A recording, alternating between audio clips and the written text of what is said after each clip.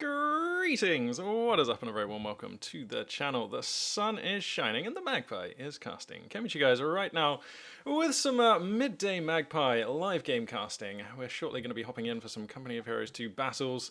Very much looking forward to seeing what we're going to find on the ladder today. Good morning, and a very warm welcome to all of you out there. Thank you very much for joining me, no matter where you are, whether you're watching live or on YouTube, and no matter where you are in the world.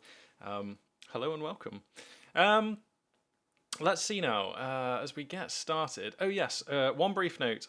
My neighbour at the moment appears to have a tree surgeon visiting. For those of you who don't know what a tree surgeon is, it's basically someone who makes alterations to trees. So there's all manner of incredibly loud chainsawing and wood chipping going on. They seem to have stopped just for a minute. They might be done for the day, I don't know. Yeah, I apologize if that starts impacting the stream. I'll see what I can do to minimize the noise. Like, I can shut the window, but it's so hot here in England at the moment that I really don't want to have to do that. So yep, I'm hoping that that's just going to be like not an issue. I'm hoping they're finished for now. So what's going on? Oh yeah, we got a new webcam. So we're experimenting with that, where it is, the settings and the positioning and all that kind of thing. We've got some new like borders and stuff, which is like pretty exciting, at least for me.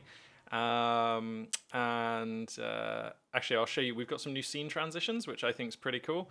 Hey, what's up, A-Game? Good morning, friend. Really good to see you in chat. Thanks very much for turning out. Yeah, we got yeah. Check this out. Check this out. Are you ready? Watch this. Watch this. Let's make a schedule announcement. Okay, ready? Stinger transition. Bing. You see that? That was pretty cool, right? I mean, that's pretty exciting for me. I never thought I'd have a stream sophisticated enough to have transitions like that. So, that's really exciting. We got that going on. So, the schedule announcement, those of you who tuned in yesterday will of course be familiar, but this week, as a lockdown sort of sanity bolstering measure, I am streaming every day at midday UK time. That's 1100 hours GMT. Use Google if you like to figure out whatever that'll be for you, wherever you are in the world. And if you can tune in live, that'd be fantastic and amazing. And if not, you can catch the VODs over at my YouTube channel, so youtube.com/magpie842. So, Stinger transition. Hey, that's so cool. All right. Good morning to you, Jibber Jabber Jobber. I see you there lurking. You're lurking. Need some work, my friend.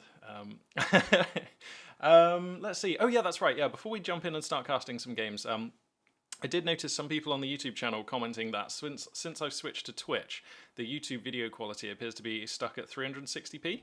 Well, I think that's because I'm now casting at a slightly later time slot in the day, and Twitch, when it uploads to YouTube, it seems to take a bit longer. Also, the video files are a bit longer because they're like 2 hours plus now, because I'm streaming in a block of about that long. And then after the video file is on YouTube, it actually takes YouTube like at least an hour usually to fully process it. That just basically means that if you only have the 360p option, it means that you've caught the file like super fresh, like hot off the press. So if you want to wait an hour, you can catch it in whatever resolution you want to watch it in. But yeah, that's why. So yeah, I checked this morning, and YouTube has finished processing them, and all of the video resolution options are available now. Oh god, they've started wood chipping again. So yeah. Anyway, thanks for the feedback on the webcam A-Game. Sharpness 10 out of 10. Is that a good sharpness 10 out of 10? Visible outlines on things? Is that an upgrade? Is that what we want? It certainly seems clearer to me. It's much wider field of view, and I haven't adjusted the settings or anything, so I don't know if the colors are correct or anything. But we will see. We will see. Can also, if A-Game or anybody else out there, if you could give me some feedback on whether that sound, which is like really loud to me, is catching on the mic, that would be really good to know. Because they are doing wood chipping out there. It's like really loud. So I do apologize if it's catching on the mic. If it is, I can close the window. Sound is catching, but it's not annoying at all. Okay. Alright, we'll see. There, at the moment, that's like a 3 or 4 out of 10. They were doing a lot more loud stuff earlier, so if it gets any worse, please let me know. I'll close the window. I'll just have to deal with the heat. Cool, great. So, I think that's everything that I wanted to announce at the beginning of the show. So now, the show. Ha, never said that before. So now, sorry, this is really interesting. So, my lamp, I can see a black line around it, artificially increasing the sharpness of the edges. Interesting. All right, that's really good to know. I will have a check through the settings and see if there's anything I can do about sharpness. Basically, I bought this webcam because it's a really budget-friendly option, and it's better than using... Look, I can show you my old webcam. This is my old webcam right here. So it's a really old iPhone. So it's better than that. Good day, Emma Duranke. Good to have you once again on the stream today. Hello and welcome. We're going to go ahead and jump straight into Company of Heroes now. I'm going to close the window because that is getting louder. 1 second.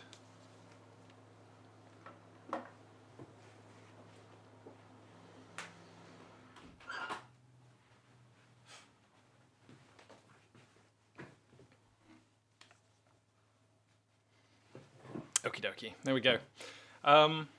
Okay, brilliant. So, without further ado, let's jump on in and cast some Company of Heroes 2, which is my favorite thing.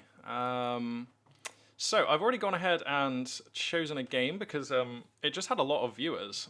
So, I don't know if these are two really actually good players who are just playing under different screen names or what. But we're going to jump on in and figure this out. Are you guys ready? I'm still really hyped about these transitions. Here comes another transition. Isn't that cool? Oh man, I just never thought I would ever have these kinds of transitions. That's so exciting for me. All right, cool. Let's get this game underway. So, spawning in the north here, playing as the Vermax pieces, it is going to be Kanji.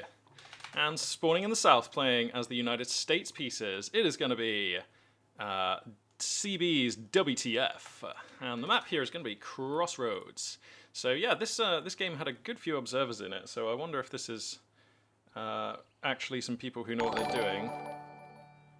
Dan Calandor! Hey, look at that, an alert that worked on the channel. This is really promising stuff. Thank you very much for the raid, my friend. Much appreciated. Welcome on board, guys. You're just in time for the start of the first game today.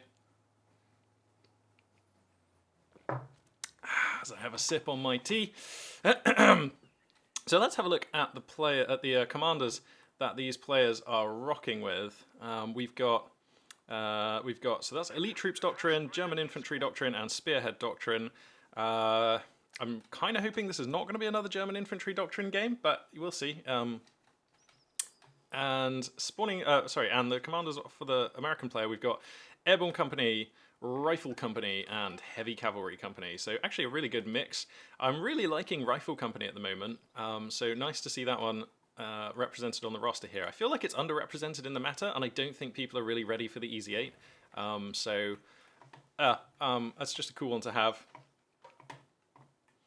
So these two players going to move on out to the map here and start capturing some spots. And I guess I'll take a moment here to talk about the fact that I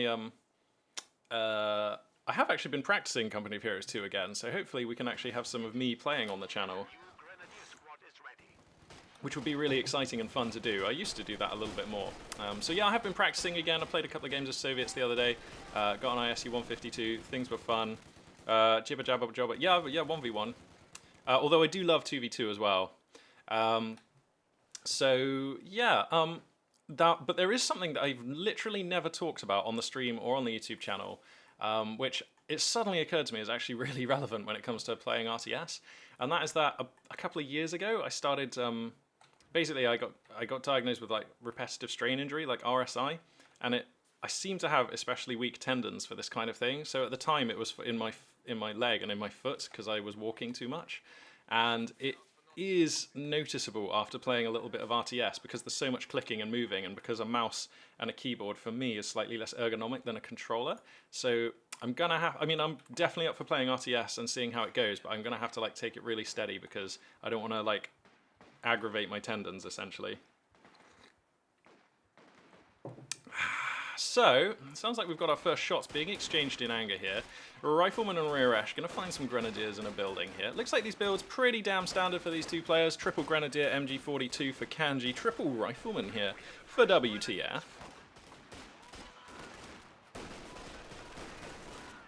Oh my god, look at this. We're up to 10 viewers already. You guys rock. This is so exciting. Oh my god. I am really just loving this whole Twitch streaming experience. I've learned so much already, even though I've really only been doing it sensibly, like properly, as a dedicated effort for this week. But even today, I feel like the stream is a little bit better. There was a pro in Company of Heroes 1 called Magpie's Flight. That wasn't me, right? I wish I could claim that I had ever been a pro player in any RTS, but that was not me. Sorry, I've just noticed that like I'm seeing chat messages on my chat app that are not popping up on my like stream PC, so that's a bit weird. I've just refreshed that. Hopefully hopefully chat will be functioning as normal there now.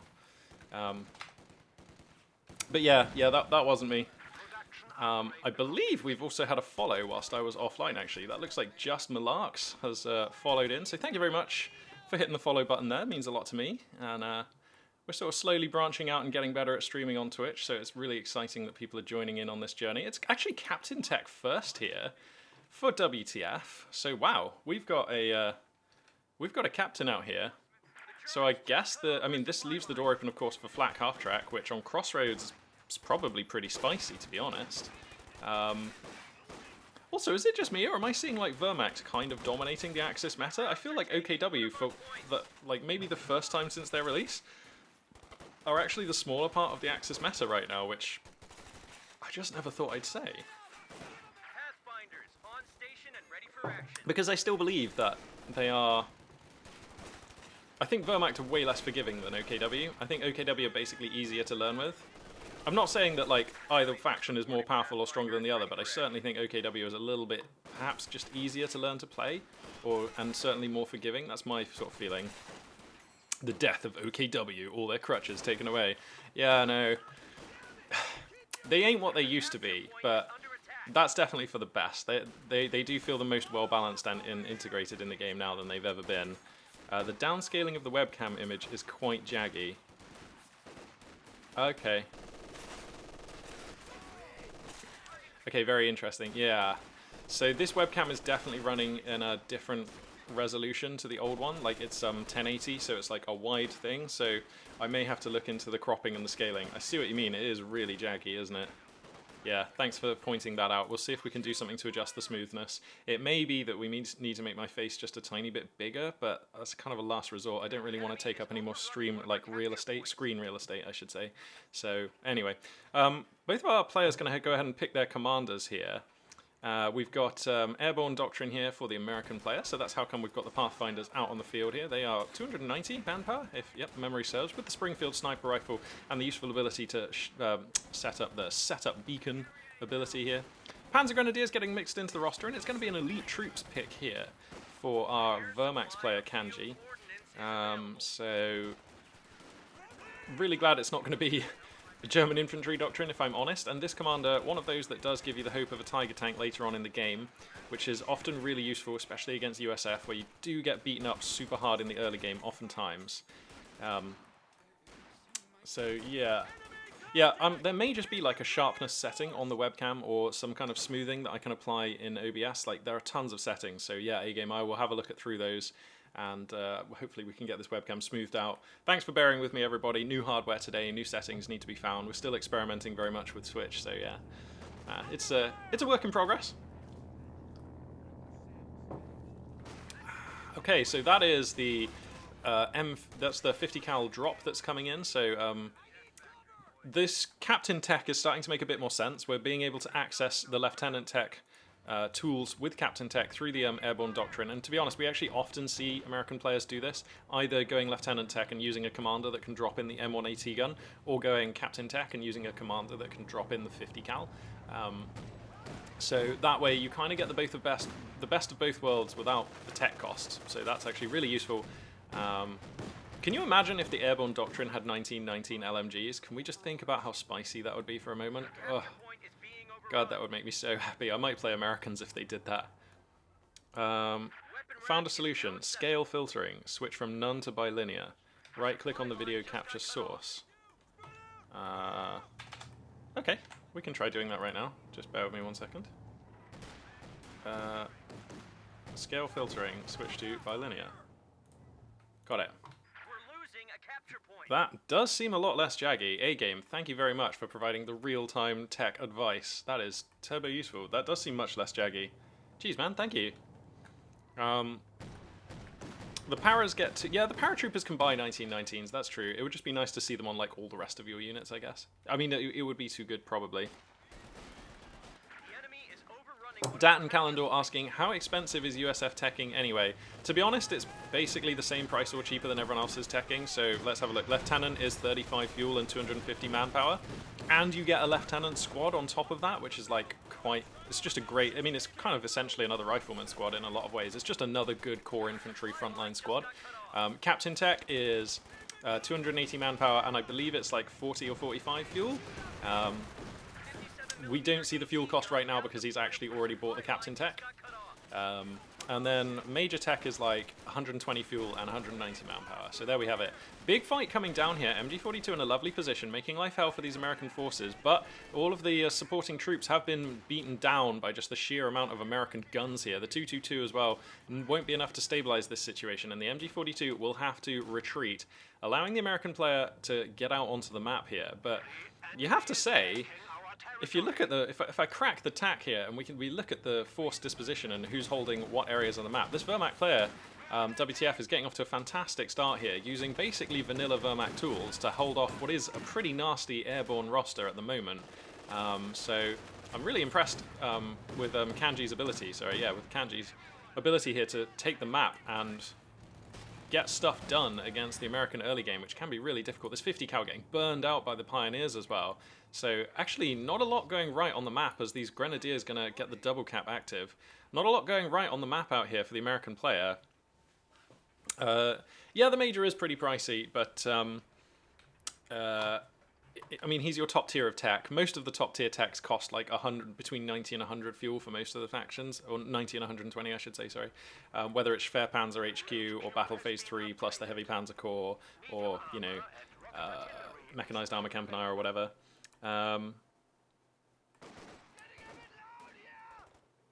You have to buy a side tech of 20 fuel before you can make light vehicle.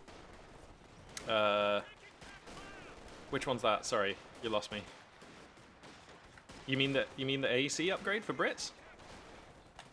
LMG-42s, that is 3 LMG-42s. Wow, it's been ages since I've seen a Wehrmacht player properly lean into the LMG-42, and I actually think it is one of the greatest or strongest things about Wehrmacht's play. The LMG-42 is a real DPS powerhouse if you can micro the squads correctly. Obviously, it does much better at particular ranges, and like mid-range basically, and you kind of want to keep your Grenadiers far away, because whilst the LMG-42 does do more damage the closer you get, you're out-damaging the damage differential between allied units and Grenadiers is at the biggest at the longer ranges. And obviously the LMG-42 does the most damage when it's firing from stationary, and if you can meet those requirements, if you can just be firing from stationary in cover against allied units that are a good distance away, you will be able to massacre American forces, and that's what we're seeing here. These LMG-42s are chewing them down. When I used to play Wehrmacht on the regs, I really used to play a lot of... I used to prioritize getting LMG-42s, probably too hard. I'd find myself sometimes without the money for Faust and stuff like that, but it's so transformational having the LMG-42s, and to be honest, I don't really see Wehrmacht players go for them like that often. To a certain extent, I guess because of the popularity of German infantry doctrine at the moment, that does, you know, you take the veteran squad upgrade instead of that. Go to officer and you'll see on the right side with the captain building. Let's have a look. Oh, yeah. Wow, I did not realize that you have to buy that separately. That is news to me. That must be something newly added by the community balance team. Wow. I mean, my USF knowledge is so bad. It's so bad because I just never play this faction, but it is always really interesting to learn these things. You have to know all the factions, even if you don't intend on playing them all. And that's just a really interesting button. So clearly they just decided, and there's no equivalent for the lieutenant. Oh, there is a equivalent for the lieutenant. I didn't realize that. Wow, so that is just a straight additional tax that they've added on to USF teching of 20 extra fuel and how much manpower was that? Sorry, 50 extra manpower. Okay, wow. Because American teching always just used to seem like the best, and it wasn't even close, because they kind of pay the same or less than everyone else, and they also get these amazing officer squads.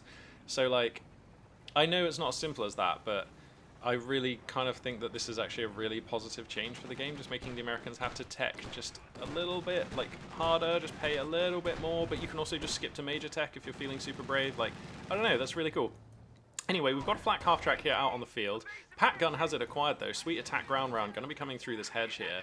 2-2-2 scurrying back there. Got to respect the flak half track, and this is probably going to be quite an interesting mid game as we move into the like 13.5-minute mark. There are actually telemines out on the field. No metal detector here for the American player, so that could be the end of a flak half track. I mean, telemines will one-hit a flak half track. There are more telemines over here. How has this Axis player had such excellent munitions income? That munitions point has never been harassed, and the field control has been amazing here for Kanji. So, like, this is actually...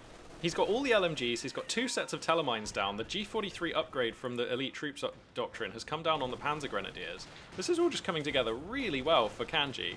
Now this is still a fragile army, American units really like do so much damage, weapon racks are finishing, VARs are coming up, the flak half-track is an absolute murderator. So things can definitely go wrong here. Whoa! The Panzergrens get the kill on the rear Ash squad, who had a Zook as well, so that's like, everything's coming together super sweet for Kanji here. If I crack the tack, you can see the noose definitely tightening here. Wow. You still get the MG... Yeah, you can get the MG without paying extra, yeah, if you go for Lieutenant Tech, and obviously you can get the MG without paying that much extra if you go for Airborne as well.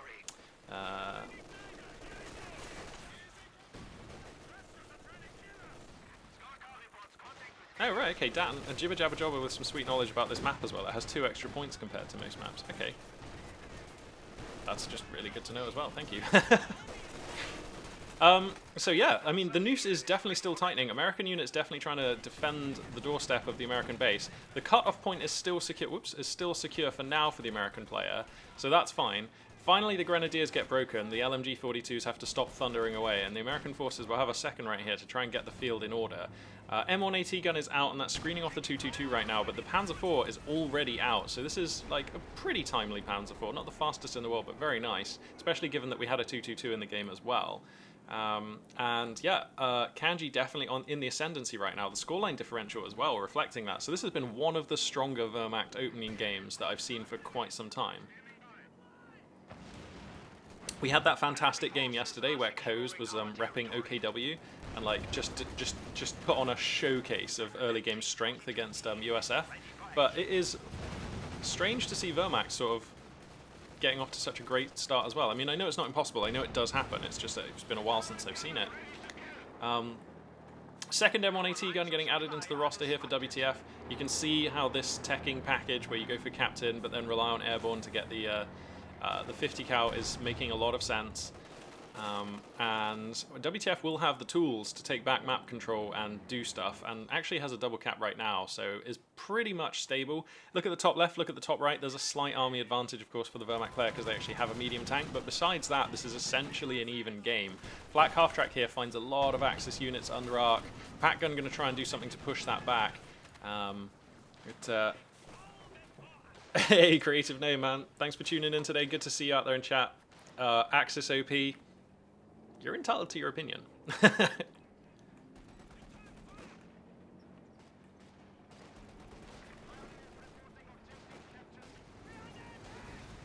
Yeah, interesting points from Jibber Jabber Jobber about exactly what can happen with tech and timings on this map as well. Axis forces continuing to try and push in here, wants to find a bit more value. These Grenadiers are quite clustered up, so they're going to get suppressed pretty rapidly here. The flak half-track strafing along, doing as much work as it can there. Riflemen with BARs going to force back both Grenadier squads. There's an MG42 and another Grenadier squad here doing good damage, but the 50 cal has them suppressed. The American infantry should be able to overrun this position and break the lock here. The Panzer IV doing what it can, but the M1AT guns are pushing that one back.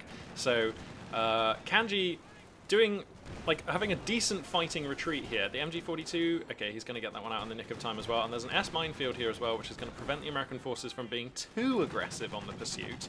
But a very nice clearance of this lock by WTF, whose major tech is now finished. So how much fuel have we got? Actually, yeah, we have enough fuel for pretty much any major tech choice that they might like. So yeah, we could definitely see Sherman here, which would be fine, or we could keep saving for a Jackson, which is probably also fine, or, I mean, we're probably not going to see a Stewart first, but yeah. Datton with the hot take about German infantry doctrine kind of actually being a bit of a handicap, and that might be why we see the Axis player doing well. I'm prepared to accept that.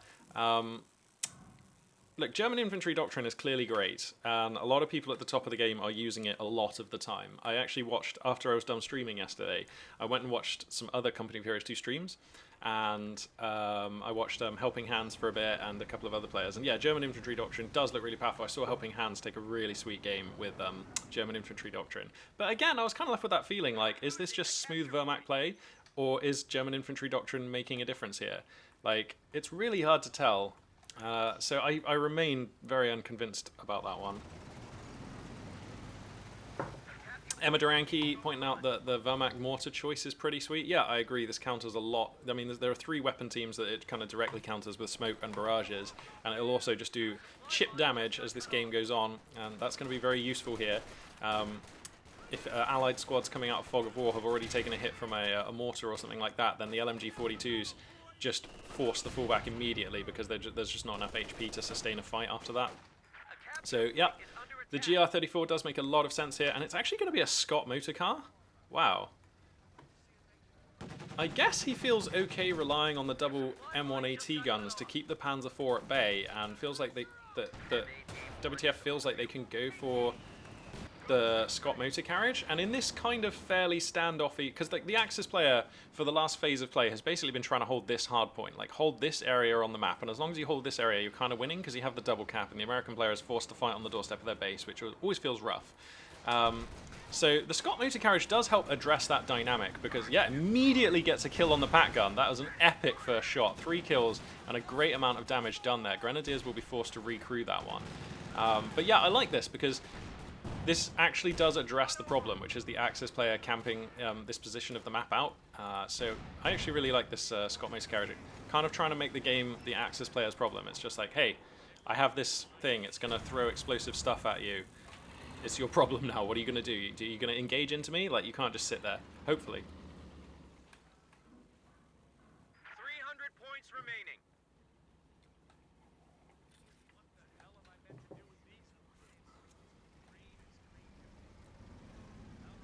So, German infantry has a bit of a skill gap?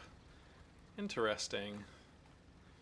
I mean, I will admit that German infantry is probably the most munitions-intensive style for probably the most munitions-intensive faction. So, like, there's definitely management issues there. And also, I feel like oftentimes players just pick the German infantry doctrine at, like, as soon as the game begins, right? And that doesn't leave them the room to react. Like, what if you get off to a bad start and you don't control the munitions income that you would like to have? Well, then you can go ahead and pick another commander who benefits you in, like, a lower munition income game.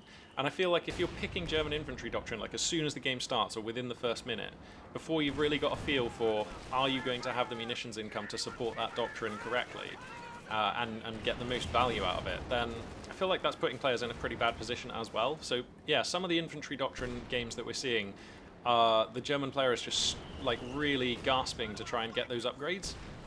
So I like leaving yourself the flexibility until you can actually say, you know what, I'm comfortable that I will have the resources to use this commander and get the value.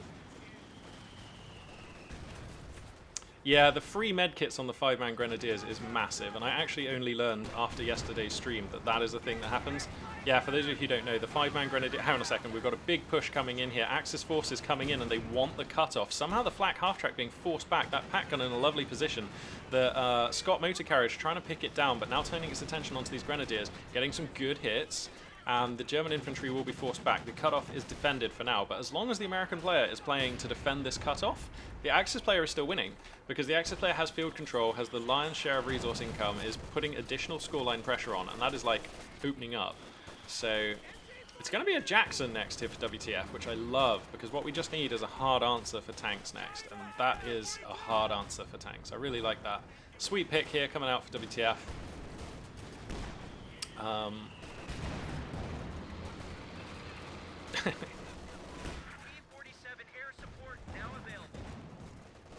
So we've got a pretty determined scramble going on for midfield here. There's just not enough strength left for the American player to take a fight here and then push forward and take back middle of the map. There's just not enough. With the MG42 in this building, the Scott is trying to pick it down, but the DPS isn't quite there. Let's have a look at the veterancy on the Scott. So we've got the concealing smoke ability.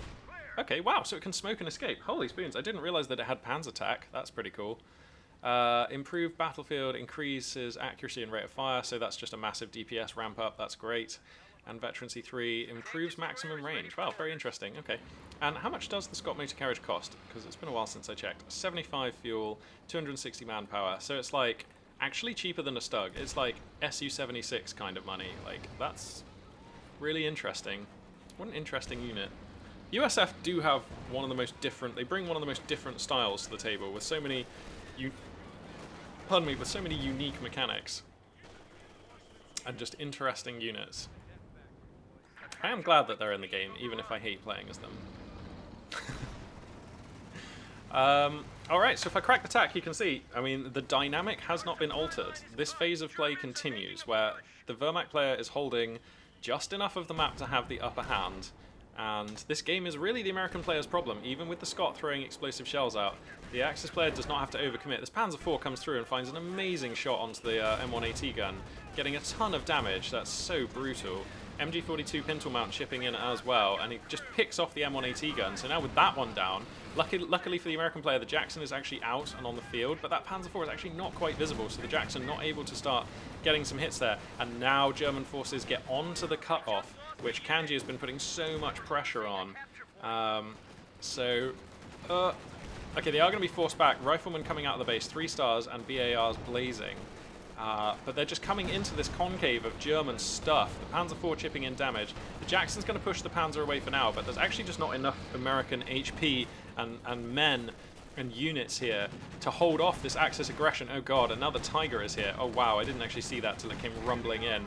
Uh-oh, this is starting to look turbo bad for the USF player. With one of the AT guns already destroyed, the other one is over here, and it's not rotating yet. So that could be a problem. The Jackson is going to do its best to hold off the big cat, but the Panzer IV comes in deep. Here comes the Mustang rocket run, doing some damage to the Tiger, but it's not actually enough. It comes back for another rocket run. Okay. Both of the German Panzers are in jeopardy now. Ugh, but the Jackson goes down. The Panzer IV finding the KO blow on that one. And now you have to feel like the flak half-track is in jeopardy. The Panzer IV's engine is broken, so he doesn't want to come in too deep. Oh, the rocket run's doing brutal damage. Panzer IV surviving on a pixel somehow. The Tiger tank's going to scurry away here. M1AT gun won't find the Panzer IV. Oh yeah, sorry, it does. My bad, my bad. Okay, wow. So when the dust settles, we traded a Panzer IV for a Jackson. And that is... Oh, unless he loses the Tiger. That is probably fine. The Scot just chipping in shells here. Does the captain have an anti-vehicle rifle grenade? No. Oh, the rocket run! Oh, the rocket run gets him! Oh my god. That's epic. It gets the Tiger tank. And now with the Tiger going down... I'm not sure that last push was worth it for the German player then. That's really tough. And now we've got a second Scott motor carriage coming. What? I mean, that makes a lot of sense, because there are no tanks out anymore, right? Oh god, but riflemen are being hemorrhaged. Oh, this game is so close right now. This 50 cal is basically the last thing holding this American line together. Actually, no, because the flak half-track is still alive. Crazy. And the German player is desperately pushing in here. Flamethrower gets up on top of this 50 cal, which is putting together so much value. We need to fall back on these Grenadiers. It does come down in the nick of time. This is a desperate and closely fought battle. But I feel like as long as the battle is being fought around here, the German player is still basically fine. It's still kind of winning. So that's okay. Pat Gun even finds the Scot here. Remember, we can pop smoke on that Scot. We do have the munitions if it needs to survive. The 50 cal is probably going to be destroyed here. Panzer Grenadiers putting in a good amount of damage. No, actually, gets the fallback. Really nice. And the second Scot comes out, looking to punish some of these very low Axis squads. The GR34 as well, now starting to take some fire from these indirect fire units. Wow. This is incredibly close. Panther is going to be the choice here for Kanji. Okay.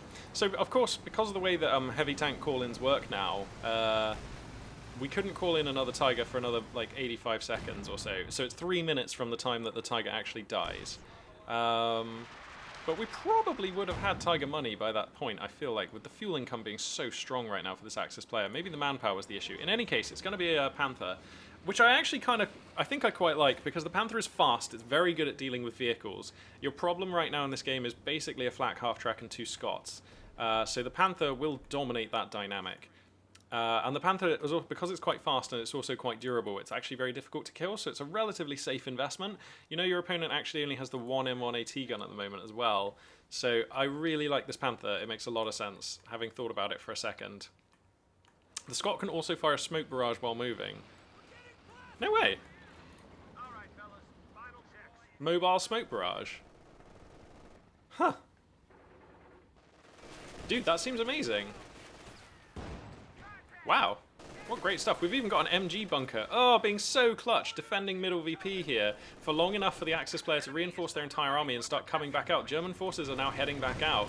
The Panther comes out and immediately flusters this Scot. Remember, he can use sort of Pan's attack to, like, smoke that Scot and GTFO. Okay, this this Panther getting a bit brave. Does get the engine donked. Now sitting in front of an AT gun.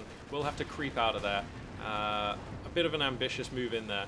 Grenadiers coming in to harass this VP, which is turbo material, because the American player is down at 166 tickets, only remaining. The flak half-track desperately beating down these Grenadiers. That's a 3-star squad of Grenadiers. There we go. The fallback comes down in the nick of time. Both of these two players really good with their awareness and micro so far this game. Grenadiers getting hooned on in mid as a 50 cal has them suppressed, and the Scots plying their deadly trade as the explosive shells come hooning in. Finally, some American units actually getting out on the map. Look at this. He overruns, gets the pack gun. These riflemen starting to find damage. Meanwhile, in the west, the captain has actually found an exposed VP, which is massive. The American player is still going to be under the clock, but any amount of tickets you can save, which by capturing this, that is huge. Otherwise, he'd be under a triple cap right now. So, wow. That is super clutch there for WTF. That captain coming through so well. And the Axis army is kind of in disarray a little bit here. It needs just a minute to get everything in order, to repair the Panther, reinforce these units, just kind of come out with a credible army here. So if we crack the attack, we can see every single Axis unit right now is back at base, needing time to get back on their feet. How's the manpower situation? And also the manpower is flatlining, so it is actually not super easy to reinforce all these units. Will he have enough manpower? No, we're still waiting. So perhaps overextending a little, perhaps becoming a little exhausted here as the Wehrmacht force. And those pioneers find the Panther. Everything's coming together, but he just needs time. And with time, the American player can move out, gonna secure immediately the triple cap, which is the most important thing to do, grabs, reconnects fuel, and starts moving out. And now is the American player who's gonna concrete this hard point here in the middle of the map. And I wonder if we're gonna see a sort of weird reversal of the dynamic, which has sort of defined the last phase of play, where the Wehrmacht player was holding this area and the game was the American player's problem. I wonder if WTF can cement a hold on this area and, like, reverse that dynamic. Just got a report of an infantry unit being wiped out. So that was an S minefield taking out the captain. That's a bitter loss there. Neither player can really... Actually, WTF is stacking some manpower, but neither player really wants to be hemorrhaging or having to spend manpower to replace their core infantry squads. And it will be another Jackson. And with the Jackson entering the field, that is going to shift the dynamics so hard. I feel like actually maybe the American player will have the better army once this Jackson is out. It's going to be close, but that's with 2 Scots and a 50 cal in support. A flak half track, I mean, in support. This is going to be a really nasty American force, limited mostly by its lack of core infantry, just the Pathfinders and the 2 Rifleman squads who can really confidently push onto points for capturing. So we'll see whether this American composition is going to have what it takes, but I feel like it will. Bear in mind, of course, it's worth pointing out, because Wehrmacht has Battle Phase 3 and they have constructed the heavy Panzer Corps, their reinforcement costs are reduced and their capture times are increased, or the capture speed is increased. So that's like super material when it's a late game scenario and everything is all about dominating the victory points on the map. These Scots continuing to gain value. 14 kills, 2 stars of veterancy on one, 4 kills, nearly a star of veterancy on the other. Jury's still out as to whether these have been a good investment, but they have looked really cool, and I do like the way they've shifted the dynamic. And even though they might not have the most kills, they have wiped some important squads at important moments, like the pack gun and things. Ooh, bundle grenade coming down clutch on those riflemen. They are turbo low. Panzer Grenadiers are here to try and take advantage. but it looks like those riflemen are going to sneak away. The Panther having a little poke as well, but it will get repulsed by the M1 and the Jackson. But Axis forces looking to reclaim mid, and there's the increased cap speed there. And the American player doesn't have many tickets to bleed. So this he kind of has to break this nut. WTF has to push out here and take this position, which is going to be super difficult. We need the 50 cals. Where are the 50 cals? Okay, here comes one. So we need the 50 cals to get Overwatch on this position, and then we can move in, possibly with some smoke coming down from the Scots. We've not really seen a lot of smoke from those Scots, and it might be a really nice way of trying to access the middle VP. The Jackson here, finding sweet shots onto that Panther. Actually, having said that, sorry, it's only found one penetrating hit. But it is forcing the Panther back, and that is the main value. These Scots are a great innovation. They're like the best mortar half-track in the game. They're so good. Look at them go. Just continuing to bleed the Wehrmacht player of as much manpower as they can, forcing fallbacks, detracting from the value that these infantry squads can provide, and now American forces are able to access the middle of the map again. And if we can get a 50 cal set up somewhere, like here would be okay, behind in this heavy cover would be nice, like this, facing this way, with the other 50 cal like maybe guarding your flank over here somewhere. I don't think you need to try and worry about holding west, and indeed, WTF is not really doing that right now. Like, definitely send a sneaky squad, like, round the edge of the map to try and get that, but maybe the paratroopers or something, but if you focus your efforts on holding mid and east, that feels like the safest bet here. Also worth pointing out that we have Tiger fuel. With a minute or two's worth of manpower saving, if possible, we can have another Tiger tank come out into this game, and that would obviously be huge.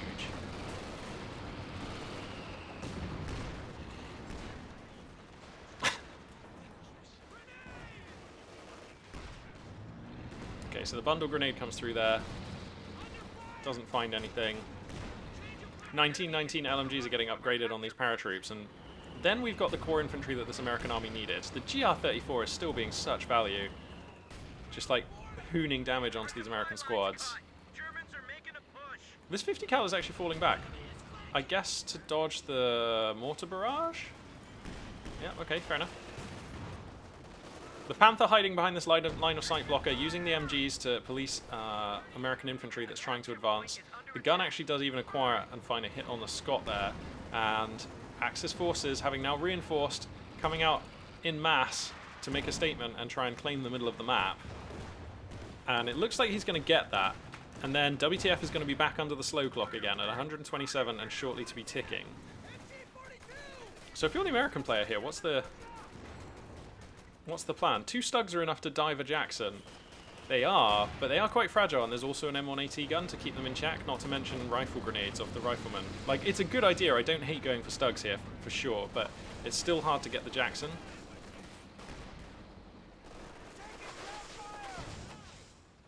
Alright, MG42 with incendiary ammo has Overwatch on mid here. The Jackson in quite a forward position. The Panther's going to come forward and catches it out. The Panther has to be careful because he's on telemines, and we've seen it before where telemines can get set off by other fighting and cripple vehicles. But now the Jackson is seriously flustered. Anti-vehicle grenade donks the Panther. The M1AT gun is going to be chipping in as well, and the Panther has to pop Pan's attack and get out.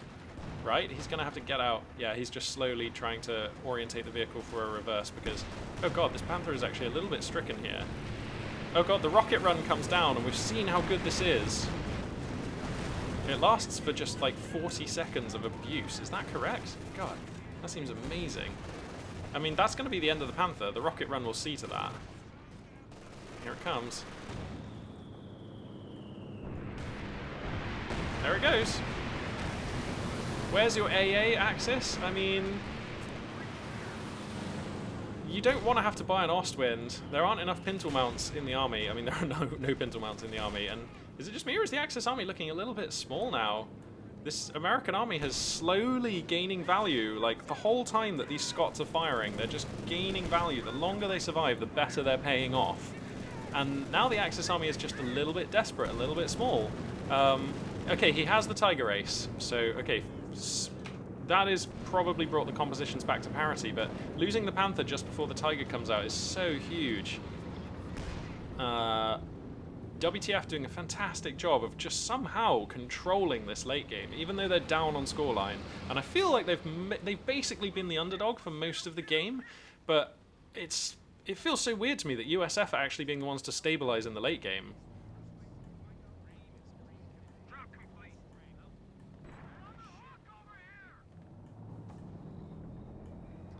So the Tiger Tank is just going to be stopping any American infantry from coming forward in west, but they do decap a victory point. So that is what this game is all about right now. So they kind of achieved their mission. Like, this is value gained. They could have gotten more ground if the Tiger didn't police them, but they've gotten something done over there. And like this American army, we have 2 squads of paratroopers. One with the 1919s. We've still got the veteran riflemen with BARs. We've still got the 250 cals.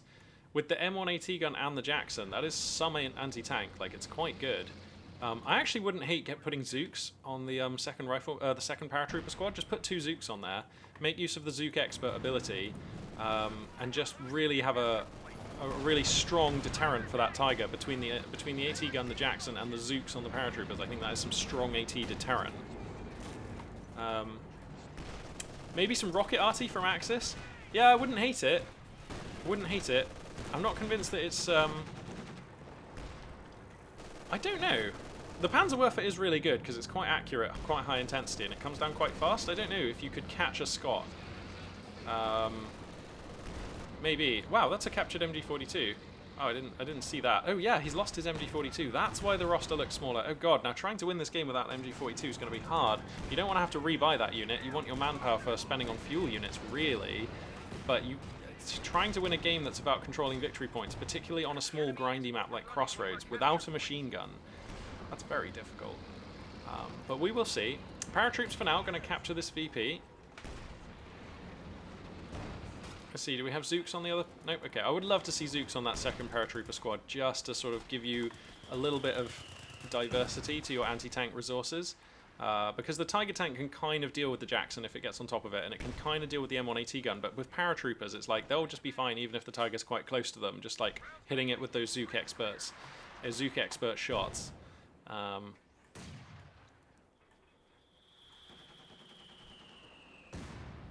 Yeah, it does feel like the US Army would be too mobile for the rocket artillery. And the trouble with the rocket artillery is it's only firing like every 110, 120 seconds, which is like, I don't think that's high impact enough to change the dynamic of what's going on here. Man, the Wehrmacht player is in just a really tough spot. Still has a good core to their army, but the American player just has more sophistication, has more tech, you know?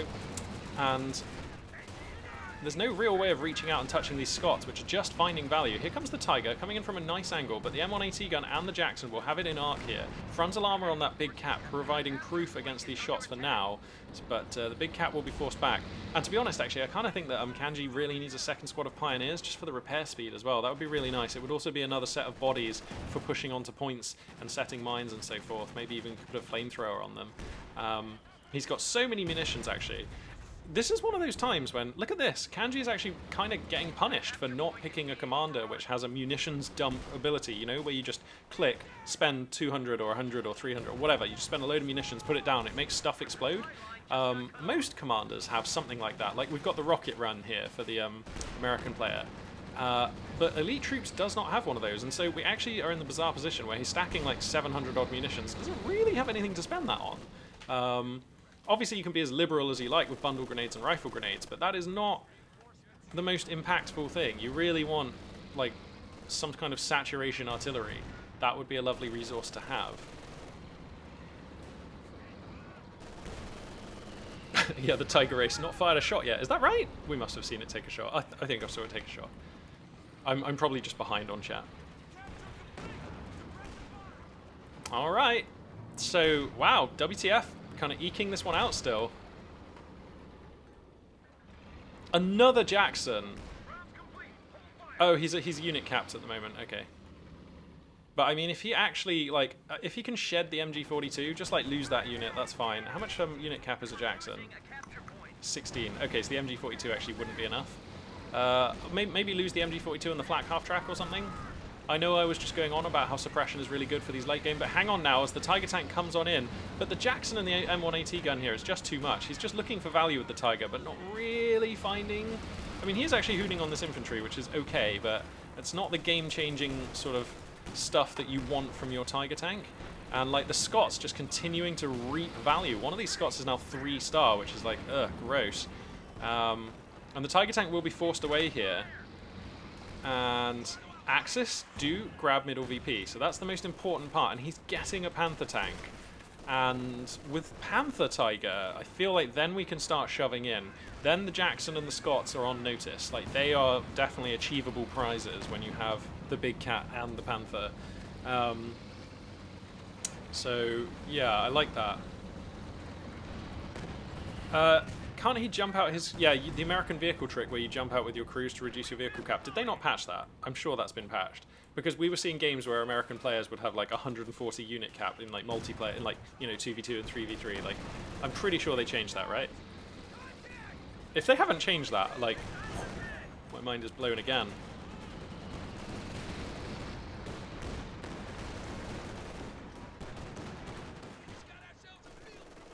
I mean, this 50 cal, for all I said that you should trade it out for another Jackson, it's still finding value. But here comes the Panther down the east flank.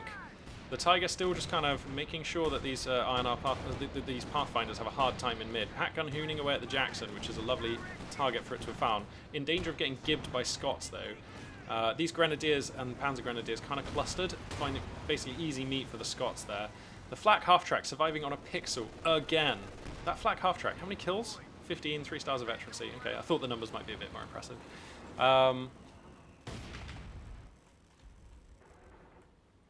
Okay, American forces are going to take back mid, right? I feel like that's about to happen. Tiger tank's going to get repaired. All manpower being spent on reinforcements right now for the German player. This is a finely balanced game now. Panther Tiger with good support. Not the best support. An MG would be nice for the German player. Versus just a really scary and kind of bizarre American force. Double Scott. I feel like this is the first time I've cast double Scott, like, for maybe ever, like, certainly recently. And I am becoming a believer. It's just really good, isn't it? If you can keep those Scots alive, obviously, then life gets really hard for your Wehrmacht opponent. Vet 3 on the AA half-track gives it the extra sliver of health, is that correct? Oh, amazing. When the vehicle crew hops back in, I'll refresh myself on the tooltip. But thanks, Jibber Jabber Jobber. Once again with the great game knowledge. Preach. Thank you. Okay, so everybody's basically repaired. And these two players are going to come back out and have another go at it here. 276 over 102, the scoreline right now. Kanji still with a firm lead, but, I mean, this game is poised on the edge. The Scots going to be continuing to find damage. These Grenadiers just feeling very fragile in the face of 5-man American squads with incoming Scot shells raining down. The Tiger tank finds a nice angle on this Scot, though, so that will force that one back. And Jackson going to come on in here to try and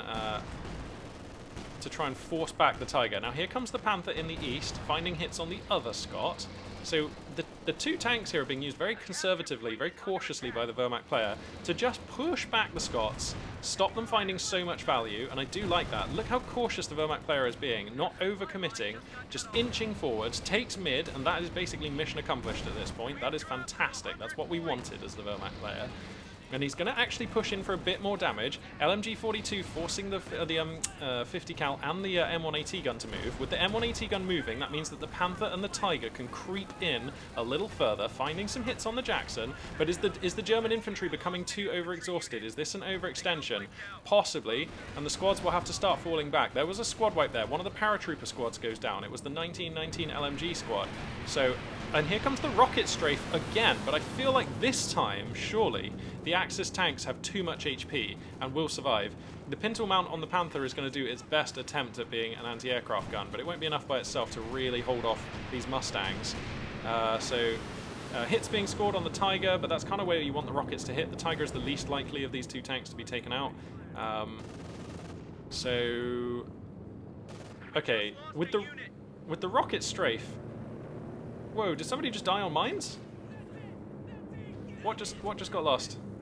Ah, the American player just lost something. And because of the loss of the paratroops, we had the supply cap for double Jackson now. So I think that's actually going to shift the dynamic of this game once again. Oh god, so USF can still do it. Okay, so they didn't patch that. I mean, yeah, it seems like a hard thing to patch, but I really thought they'd fix that. Wow. Okay, then. It's just an American thing that you're allowed to go above 100 cap. That's amazing. The rocket strikes do seem to continue in Fog of War, yeah. I thought that you need line of sight for most of these abilities, but that one seems to, like, once it's locked onto a tank, it'll just keep hitting it, which seems very powerful. Oh my god, look at this adaptation. Kanji getting an Ostwind. That's sick, actually, because, okay, here's what the Ostwind does. Obviously, it gives you some good anti-air, like, good anti-air, so those rocket runs are going to be a lot less good. Like, the efficiency of those rocket runs is going to be slashed. But it also, it, like, hammers the American infantry. So, oh my god, the Panzer Grenadiers got gibbed as well. Christ, I'm missing a lot of squad wipes here, but there's just action going on, and I'm thinking out loud and keeping an eye on chat, and there's just stuff going on. A Sherman? Yikes, there's so much going on in this game. But okay, so here comes the Ostwind. I feel like as long as he looks after this Ostwind and doesn't let the Jackson find it, this Ostwind could actually be really good, because it does a lot of things you want it to do. And now the American infantry roster is so depleted that having an Ostwind out, I mean, you only really have to repulse 1 or 2 squads, and all the momentum is gone from the American advance. So, yeah. Yeah, Emma Duranke, Ostwind 100 style points and useful. Yeah, couldn't agree more. This is just ace. So once your tanks are tracked, as in inside the circle of, or the radius of the rocket strafe, the planes will strafe even when you leave the loiter's range of line of sight. Creative name with the knowledge there. And yeah. Okay, very interesting. Okay, yeah, so that's how that ability works anyway. So we've got a Sherman on the queue here, that one's waiting to come in. Unit cap is actually there. I mean, so yeah, we are oversupply right now from the American player. Here comes the Axis advance, definitely wants to bleed out the American player, has to hold mid. Tiger coming in, but there's actually just not very much American infantry. If we can get rid of this 50 cal, we're basically good to go with this Axis advance. Where's the Ostwind? Okay, the Ostwind is way at the back, being very cautious. I feel like if the Ostwind was just here, it might be able to help. Whilst also still being safe, but double Jackson is horrendous. The Panther comes in, it sees the double Jackson. This is scary stuff, my friend. Are we sure we want to stay and challenge this? No. He's going to pull back. He does have Blitz available, and he's like drowning in munitions, so he can spam that ability to his heart's content. Obviously, it has a cooldown. You don't just want to like use it all the time, but you definitely can use it whenever you think that it's going to be valuable. So that's interesting. Now the Ostwind going to rumble forwards a little bit. I feel like if the Ostwind is around about here, that's a pretty difficult place where it also covers... It's pretty difficult for it to be taken out where it also covers the middle VP. So I feel like that would be just fine. Gibbs, what was that? That was a rifleman squad. And we're out of riflemen for the American player. Oh, God. This game. We've got another great game here. This is 2 for 2, the first game of the day being amazing. Yesterday's Midday Magpie session and today, the first game has just been absolutely awesome. No, the US cannot afford to lose any more capping units. We're down to, like, very few now. Like, Pathfinders, arguably, but they're not very good at it. And a paratrooper squad. He needs to actually basically start rebuying. Just start spamming rear ash. They're so cheap. How much are rear ash? 200 manpower, yeah, just start spamming rear ash. They're useful. You don't really care about the damage output of these infantry. Like, the damage output for the American player is in all the other units now. We don't need damage output on our infantry, so I think just go for rear ash. The Sherman, ooh, has a bad time, and that was a bad Sherman. Just comes on out, loses a fight to an Ostwind. The Tiger tank is going to get the KO blow, and... Okay, the 50 cal creeps forward and is going to get the middle VP, which is okay, but I feel like the Axis player has kind of been winning again for the last little phase of play, getting more value in each fight, and just destroying units from this American infantry roster, which is actually, as we often see in Company of Heroes 2, a really good way of securing victory in these really late game grindy scenarios. So I like what I'm seeing a lot. I feel like WTF actually has to prioritize replenishing the infantry roster if they're to have a decent chance in this game as it goes on. Yeah, that's my feelings right now. And this Axis roster, this is as close to a perfect endgame roster for this map and this situation as I think you can get. 99 unit cap, and this is a tight roster. I think maybe the Stormtroopers could be a second squad of Pioneers. I would actually quite like that, but I mean, I'm nitpicking. So, okay. Axis player using the Stormtroopers. Oh, but they're so valuable because they can be invisible, of course. I knew that there would be a smart reason why he picked those, because they just seemed a bit weird. Yeah, so those Stormtroopers just are actually going to be really valuable in a late game scenario that is all about controlling the victory points. So that's huge, actually. Wow.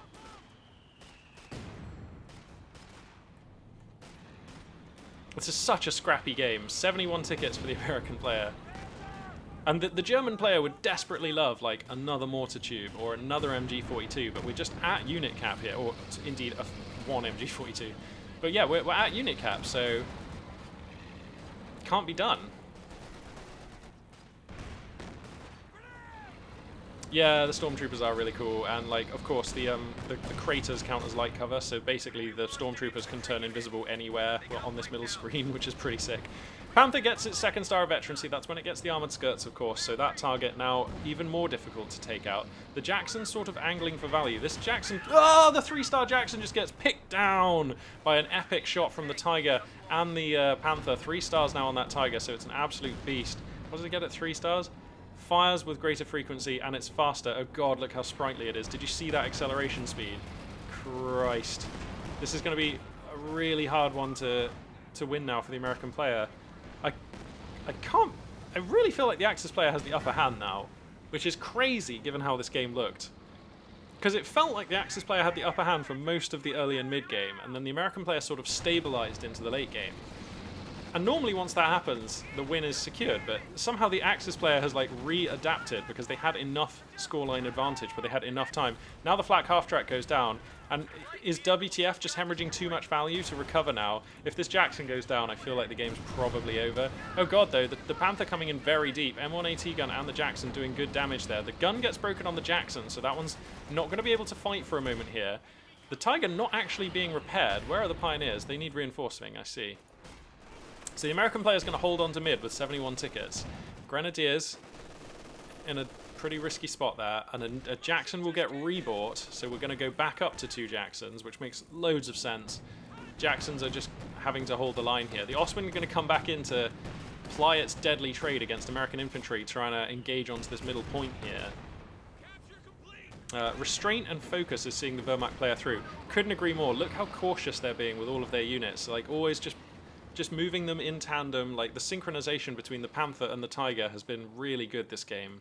And perhaps, indeed, yeah, the US player getting tired and more twitchy. Perhaps, yeah, we've seen a couple of just unforced units being destroyed. Infantry being picked off here, the loss of the 3-star Jackson. You know, at least both of the Scots are alive, though. So they have just 34 and 15 kills. Oh my god. They're doing so much damage to this Axis infantry, which is just huge because you just need the infantry to cap mid. Question, I think. So 251 half-tracks, do they still, if you have infantry in them, do they still capture points? I believe they do, don't they? Just curious. I mean, they always used to.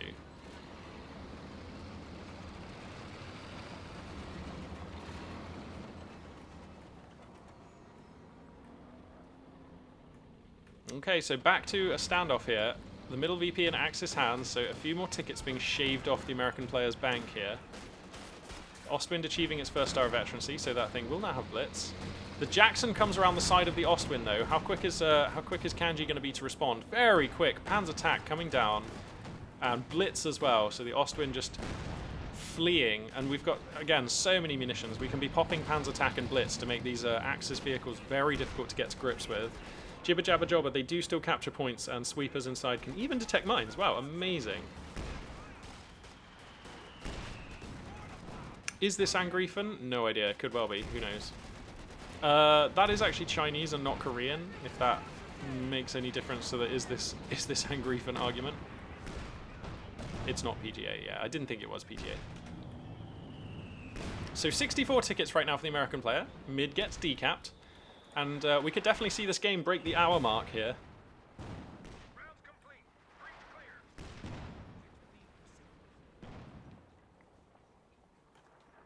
Use that ground for cover.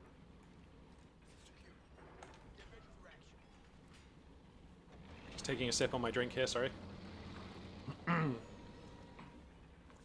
Alrighty. Gotta stay hydrated. It's such a hot day today. I might have to get a fan down here, actually. So, both players repairing, rearming. The Axis player's perfect composition has remained intact, so no other choices needed. And if this continues, it could even build up a bit of a manpower bank, which would be quite the resource right now.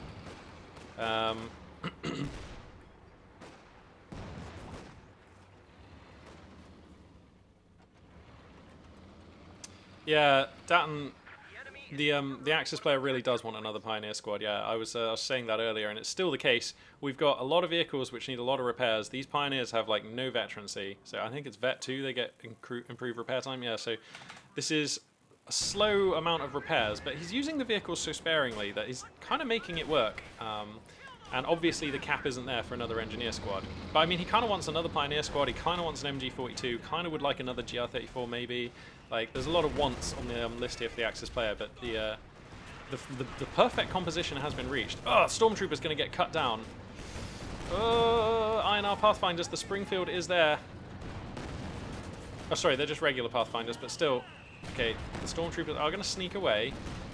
With the Tiger tank here, is the Ostwind going to come in for a little bit of a go here? No, the Ostwind's still too damaged to really come in and be useful in this fight here. Could have gotten a Faust onto the Jackson there. Probably wouldn't have broken the engine because it was at full health, but that would have been a nice, just a use of munitions, because like the Axis player just has so many munitions here. The 2-star Jackson over here finding a lovely angle to get some penetrating hits onto the Tiger, which is going to have to slink back here, kiting away. The Panther is going to be used as a bit of a shield here to police this flanking Jackson, and I wonder if we're just seeing a bit too much damage come down onto these onto these German tanks, because as we were saying, there's only one repair squad right now. The rocket strafe comes down, so now Ostwind, do your job, Ostwind. Bring down this American Air Force so that the Panzers can survive. I don't think that there's enough damage on these Panzers where they'd be in danger of dying, but you can hear the Mustang in difficulty there as the engine's scrambling. So yeah, the Ostwind did its job. Oh. Okay, so Ostwind, go, do more anti-air. Shoots down the other Mustang. So the Ostwind there, you can see the difference in efficiency, cutting off like at least some of the rockets that would have been hitting these German tanks. And that is super material. These Pioneers are the only source of repairs, so there's a real sort of repair time deficit here, limiting the efficiency on these Axis vehicles, which is really difficult for Kanji. Obviously, you want to just be using those tanks all the time. You know what, actually? You know what I wouldn't hate for Kanji is actually building another machine... no, actually, machine gun bunker just loses to the Scots. Okay, not another machine gun bunker then, I take it back. Because I was just thinking, like, that's a way you can add an MG42 to your roster without having the unit cap, and having an MG42 covering this middle VP would be really nice, but... yeah, with the 2 Scots, it's not really a workable proposition. Those 2 Scots now up to 3-star vet as well.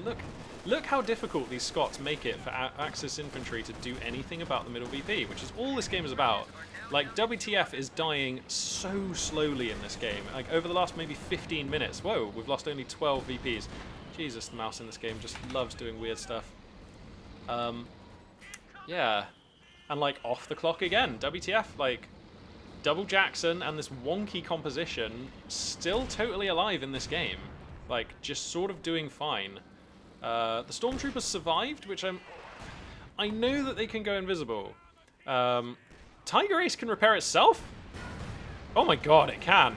That's insane. Wow. Thanks, Jibber Jabber Jobber. Thank you. Jeez, the game knowledge. Really useful. Thanks so much. Christ, it can repair itself. Whew, that is spicy. Okay, well that really helps the repair situation then, yeah. So maybe the demand for the second squad of Pioneers not as great as I thought, as they really only needed to service the Panther and the Ostwind. But yeah, whilst the Stormtroopers are cool, they can go invisible, and we saw it be useful once, I actually don't think they're really adding a lot to this roster now. So if the Stormtroopers died, it wouldn't be the worst thing in the world for me. I don't think so anyway. And you could perhaps replace that with an MG42 or just something really useful. Tiger Tank coming in a bit deep here. Again, taking some fire from an M1AT gun and a Jackson. The Panther also coming in, gets its 3rd star of veterancy. Just trying to buy enough time for this pack gun, as it turns out, to capture the central VP. Pathfinder's doing their best. One of the Scots finally gets picked down by a nice long-range shot from the Panther, which now has to slink away. Ooh, the Tiger Tank as well, perhaps overstaying its welcome here. The Jackson coming in for a bit of a dive. Is this going to be an overextension from the American player, though? Securing its 3rd star of veterancy. The Panther on death's door. Only a pack gun here to stave off this Jackson, but the pack gun is set up, so it will stave off the Jackson, which finds another hit on the Ostwind. All 3 Axis vehicles now critically damaged. The Pioneers are coming out to try and do some repairs. And just American forces will retake mid, having hemorrhaged what, like 3, 4, 5 more tickets. No, only 2, right? He was on 56. So WTF is dying so slowly. Really selling themselves as expensively as possible here.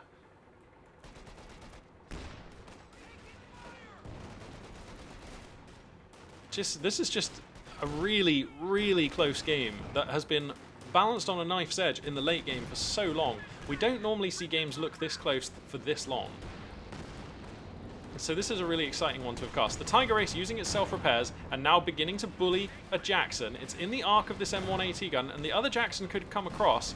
The Tiger Race really wants the Jackson. Is this an overextension? Why is he coming in so deep with the Tiger Race? Help me understand. I don't get this. This seems like a real mistake. He has to use Panzer Attack. Panzer Attack!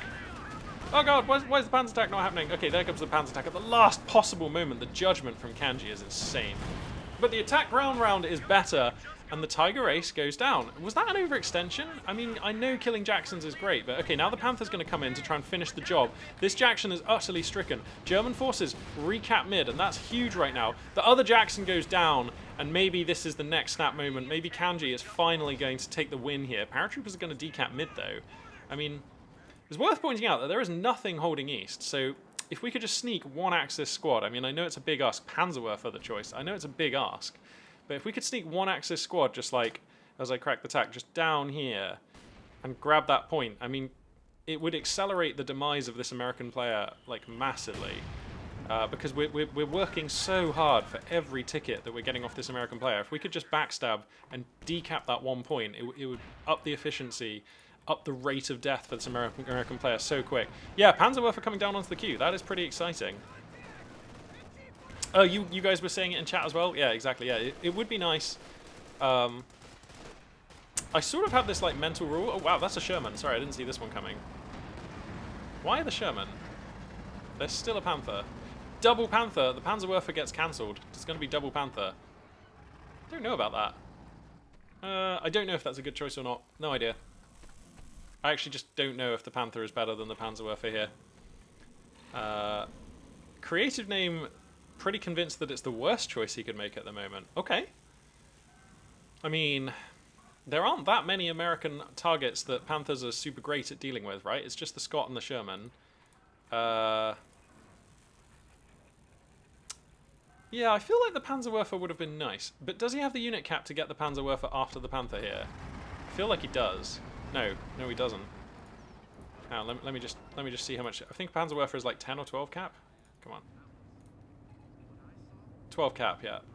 Okay. So we can't fit a Panzerwerfer onto this roster, but we can fit something. We've gotten the second squad of Pioneers. That has happened at last, so that's going to be a big turnaround, and that actually makes the second Panther a bit better than we thought. Brumbar! Why did we not think of the Brumbar? Absolutely! Dude, yeah, the Brumbar just wins this. I forgot that was a unit that existed in the game. It had not crossed my mind. Yeah, the Brumbar would have been the sweetest choice. The Brumbar makes this, like, unwinnable for the American player, surely. I guess he still has a Jackson, or is about to still have a Jackson, which does make the Brumbar's life hard, but you have the Panthers, or you have the Panther. So I feel like, yeah, I feel like Brumbar is actually the checkmate piece.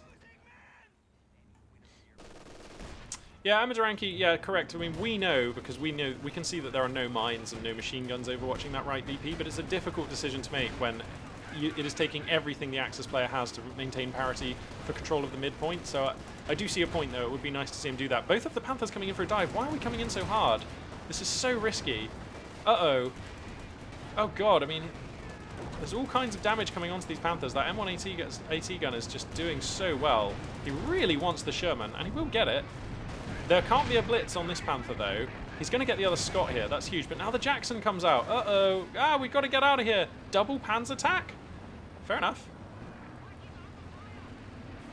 And meanwhile, American forces doing their best to contest mid. The Panthers will get out safely, it seems. Is the Jackson going to pursue? Yep, here comes the Jackson, looking for... Oh, that could be a killing shot. Oh, yeah, sorry, no, the damage not there. Okay, sorry, a bit more health on that Panther than I thought, but this is such a dangerous moment. All of the Axis... He gets the Ostwind. Now we have to buy a Brumbar, surely. Let's replace the Ostwind with a Brumbar? I don't know.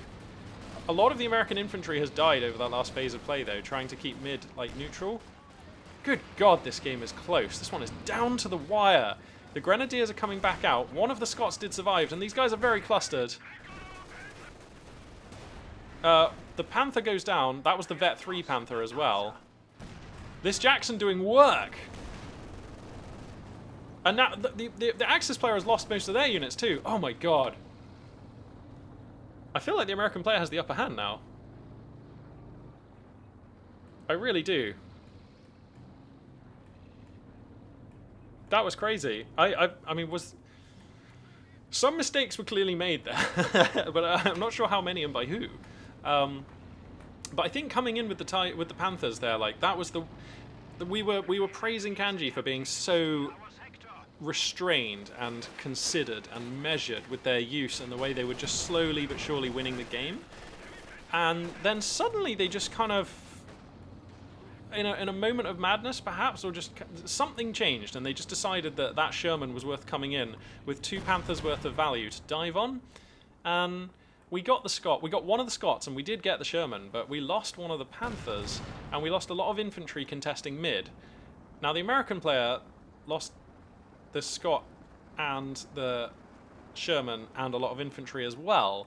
But when the dust settles, the American player still has 1 Scot, 1 Sherman, 1 Jackson, and when we're only up against a Panther, and like, this American army is just better right now.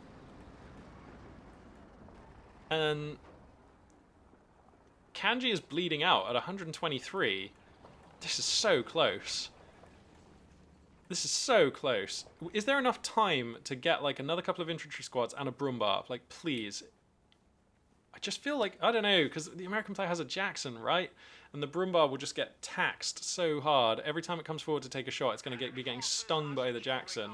Feeding veterancy, requiring a lot of repairs.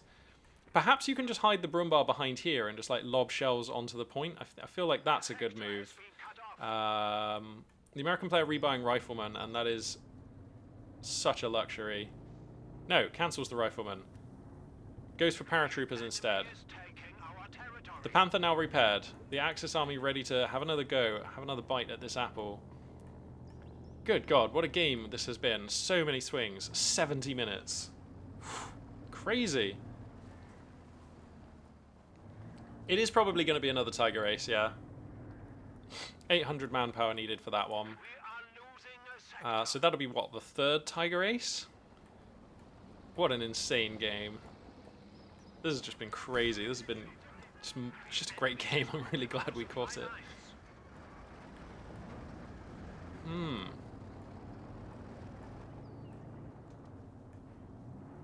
Wow, yeah, the Tiger Ace is 24 pop. Yeah. So here is that Tiger Ace. It's coming out now. You can just see it in the top right there. The Stormtroopers aren't actually decapping that. I think Kanji doesn't notice. Oh, that's so big. There we go. Now they're decapping that. Okay, now those Stormtroopers looking smart again, because there's just a 50 cal here that can't touch them. And it is all about these victory points. That's all that matters.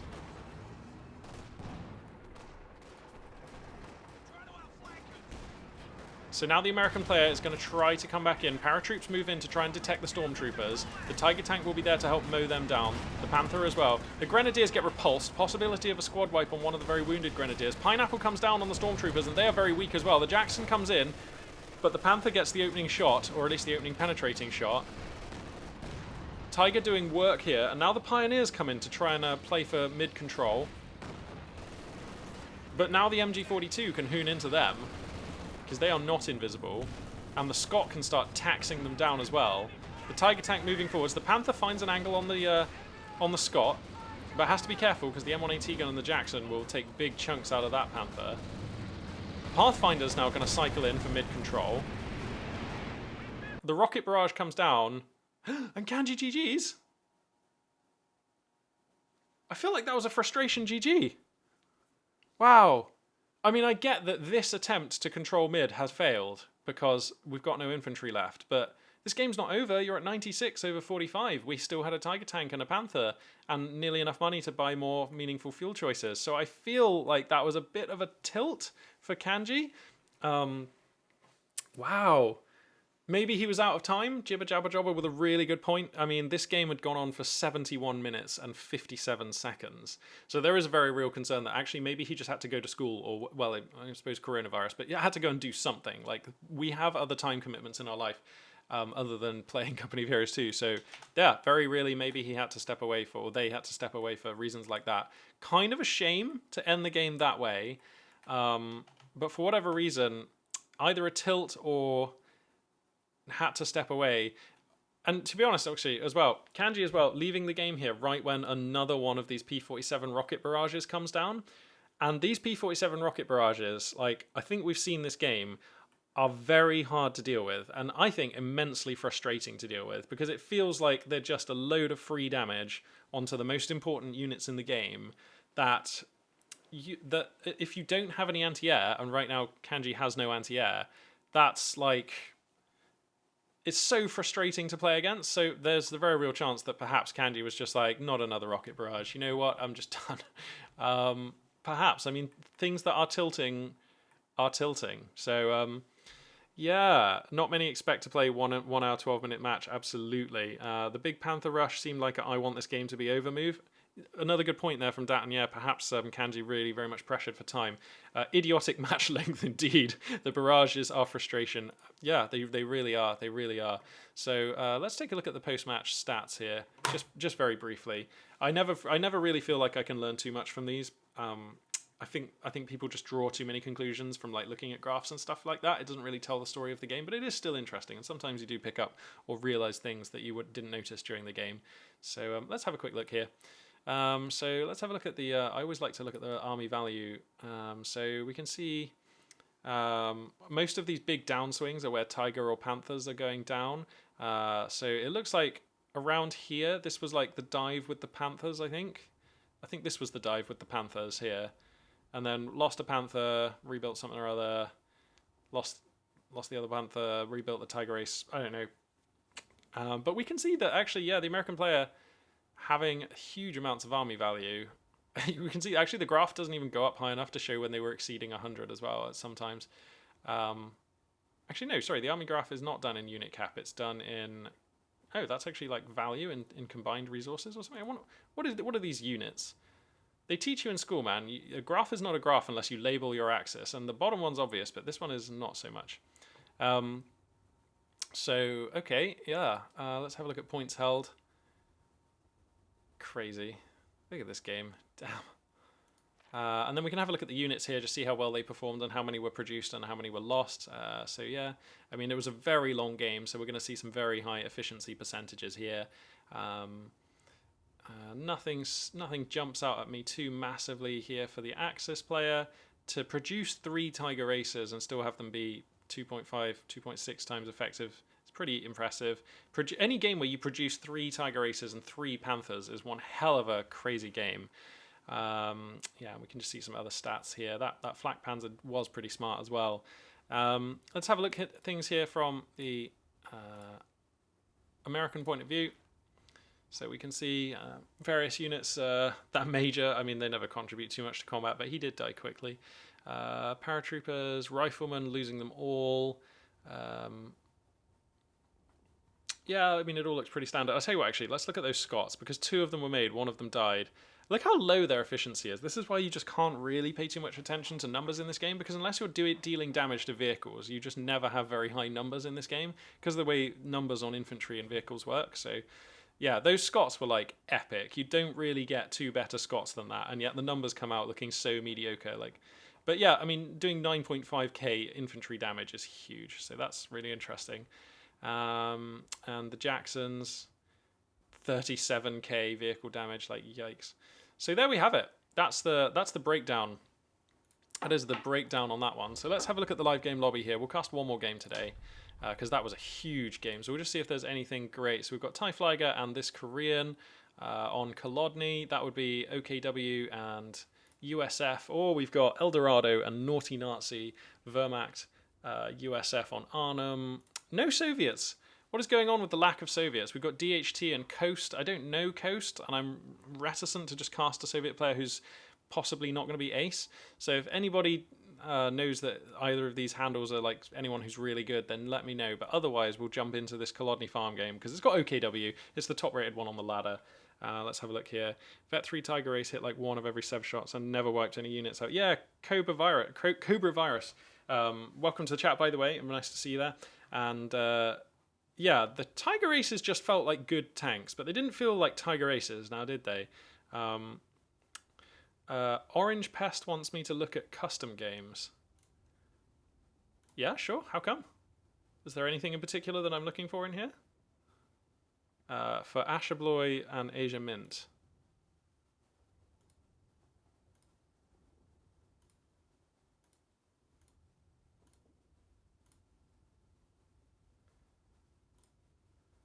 I'm not seeing it right now. Oh, more scrolling. Yeah, sorry, there are some more games here. Let's have a look.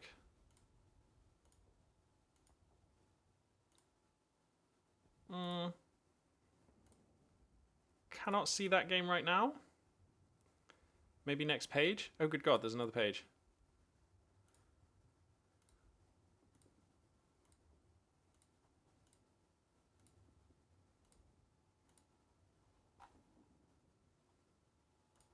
Okay. Cannot seem to see that game.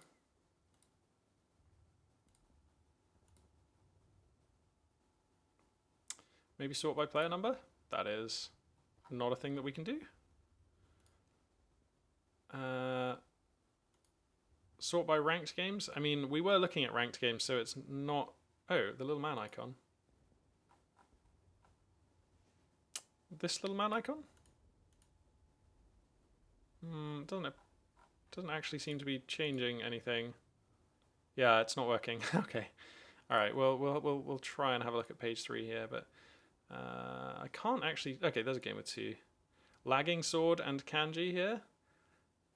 Is that Ashabloys and Asia Mint by any chance? I don't know.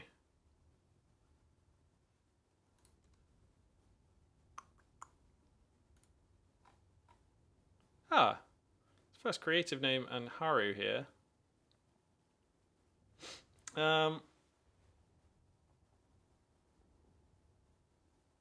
Which one is it? The creative name game and Haru, or the one, or the previous one?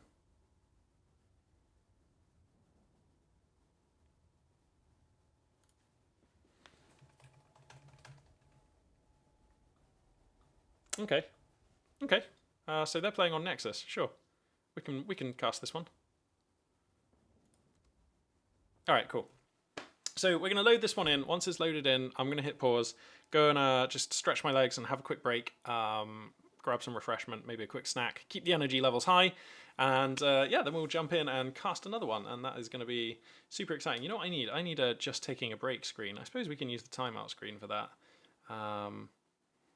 Yeah, we can use the timeout screen for that. All right, hang on a second now. So we'll just let this one load in, and then I'll put the timeout screen up. Cool.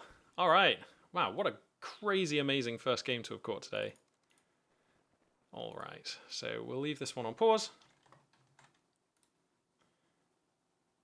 And then I'm going to go and take a break. So what time are we? So it's about past. I will see you guys at 40 minutes past the hour. That gives me like a 12-minute break here just to grab a snack and stretch my legs. So yeah, I'll see you guys at 40 minutes past. I'll put the timeout screen up. Yeah, thanks very much for tuning in. Hope to catch you guys in about 12 minutes and we'll cast another game here. That'll be really sweet.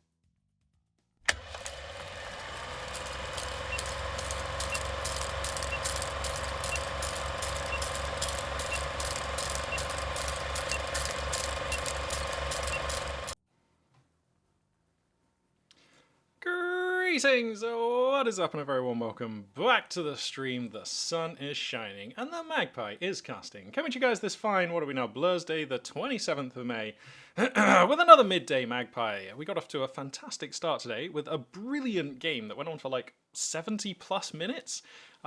Just an incredibly close game. You really cannot ask for better, except perhaps the ending, but dude, still, what an amazing game. I really enjoyed it. Let's see. Oh, you know what? Now's probably a good time to just quickly plug the old schedule announcement. So let's do that. Look at these stinger transitions we've got. That is amazing, isn't it? Are those cards on my wall? Sorry, I've just been instantly distracted. Yes, those are cards on my wall. We can talk more about those in a second, perhaps. As you can see right below me, that is the casting schedule for this week, which I'm sure most of you are familiar with, but never hurts to practice plugging this stuff. I'm trying to get used to Twitch and streaming. So, every day this week at midday, I will be streaming at you, beginning with some Company of Heroes 2, and then maybe doing some other stuff depending on how we feel and how much time I have on that particular day. Tune on in at twitch.tv/magpie842, or if you can't catch us live, you can catch the VODs at youtube.com/magpie842. And massive shout out and thanks to everybody in chat for turning out live. It is awesome having access to your game knowledge and discussing these things in real time. I never thought I would have an interactive chat experience from like day one of streaming, but it's just great. You guys are awesome and I really appreciate it. We actually have, pardon me, we've got, what was it, Asher Blois and, who's this game? Okay, because we found like a really sick game. It's Asher Blois and someone. We are ready to just jump in and cast that one. So I think we're just going to go ahead and do it. Yeah, let's do it. Okay, get ready. Here comes another stinger transition. That is so cool. I literally never thought I'd ever figure out how to get those to work, but it turns out it's not that hard. But I'm still loving it. It's still really exciting for me. So, without further ado, let's go ahead and introduce these two players to you. 1 second.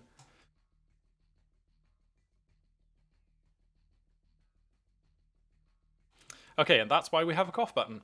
Okay, so, spawning in the west here, playing as the Soviet Pieces. It's going to be creative name, and yay, playing as Soviets, like, love it.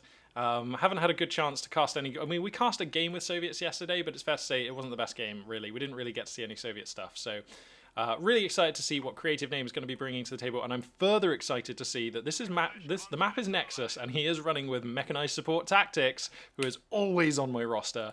One of my favorite Soviet commanders, and this is a great map for an ISU 152, so fingers crossed, let's hope for the best. Spawning in the east, playing as the Ostrapan Doctrine Wehrmacht forces, it will be Haru, who I believe is Asher Blois.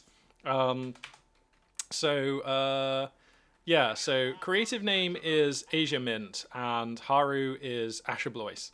Who are both really good players. This is a custom game. This is not a ranked game, but yeah, we found this custom game. Thanks very much to chat for helping me track that one down, by the way. You guys are the best, and hopefully we're going to get some really top-level play coming out in this game between two really good players. For the purposes of this cast, though, I will be referring to them by their screen names, because otherwise I'll get super confused, and I'll probably get it wrong the whole time. So from now on, I will just be calling them Haru and creative name, but just so everybody knows one more time, Haru is Asher Blois, and creative name is Asia Mint. So, a couple of squads of Ostraman already out on the field here. The Ostraman Doctrine, just still one of my favorite Wehrmacht commanders at the moment. Hang on a second. Oh, this is not the Ostraman Doctrine that I thought it was. This is the Ostraman Doctrine. Oh, right. Okay, sorry. I thought that this was the Defensive Doctrine for a second, where you got access to the Stug E, and I actually think this is quite a good map for the Stug E. Hang on, let's reevaluate then, because it's been a hot minute since I've actually seen this commander. So we get... Oh, come on. We get entrenching tools, we get the artillery field officer, we get the supply drop, also containing fuel, munitions, an MG34 and a PaK-40.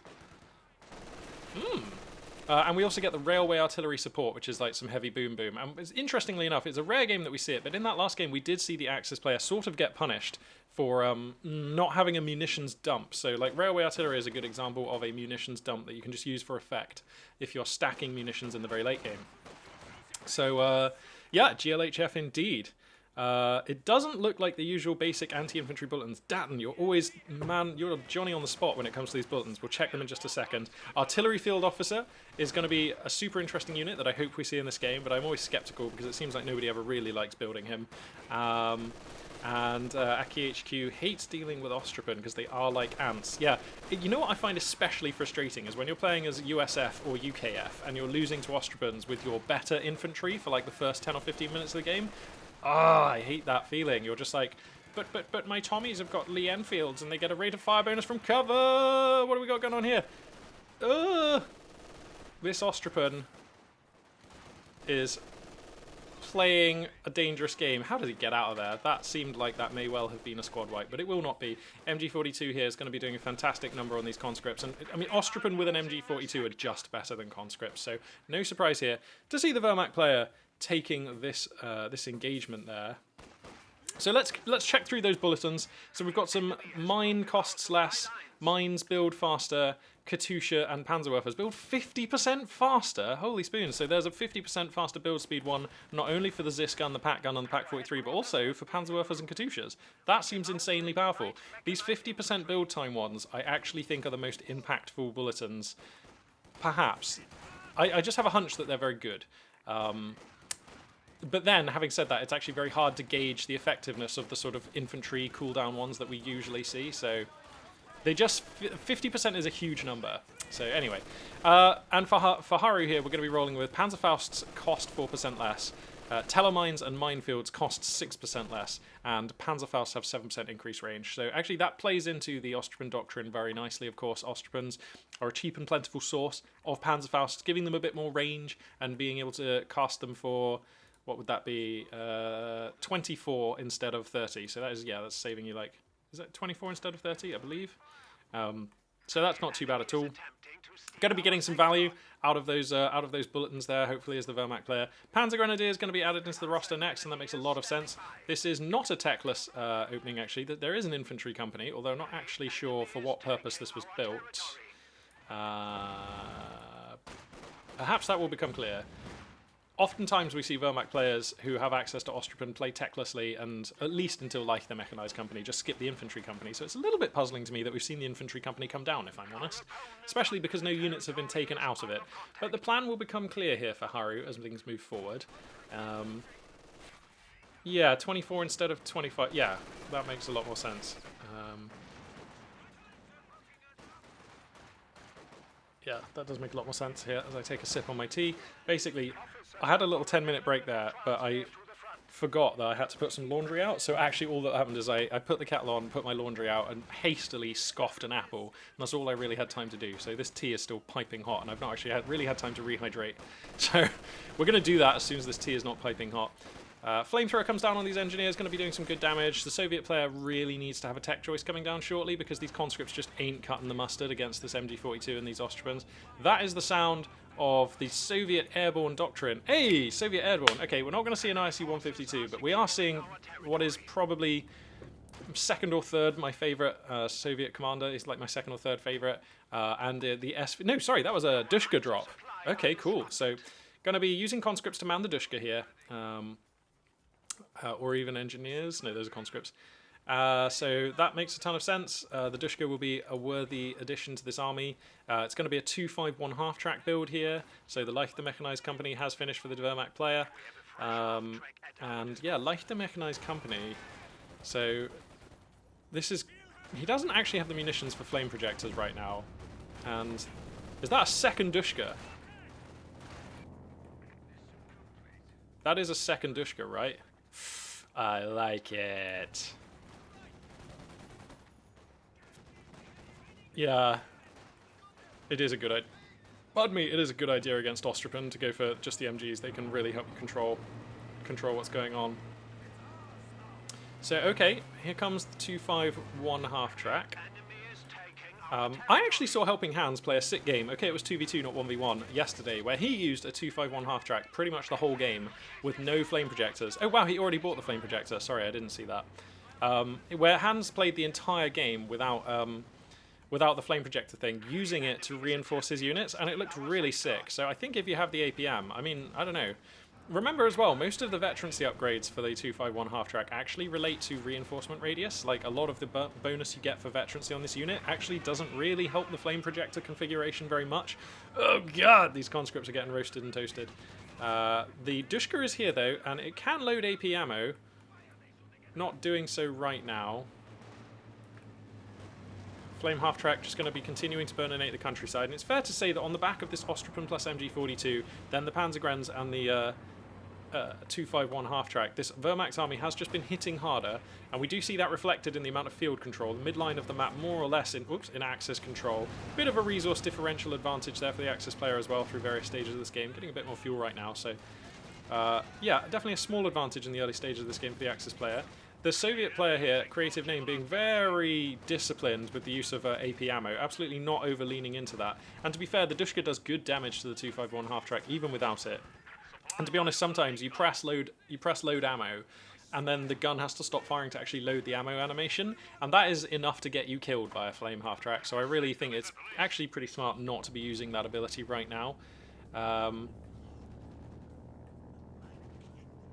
Does the half-track heal units that are inside it? Huh. Datton, man, you do drop the knowledge bombs, don't you? On the regs. I'm liking it. That is... I didn't know that either. This is... I have to say, casting on Twitch is helping, because I basically missed out on like a year and like a solid 18 months of balancing of this game, and I'm still picking up on nuggets of knowledge and useful information from that time. Oh, this is a touch awkward. These conscripts are actually still in heavy cover despite the barbed wire that was placed by Haru here.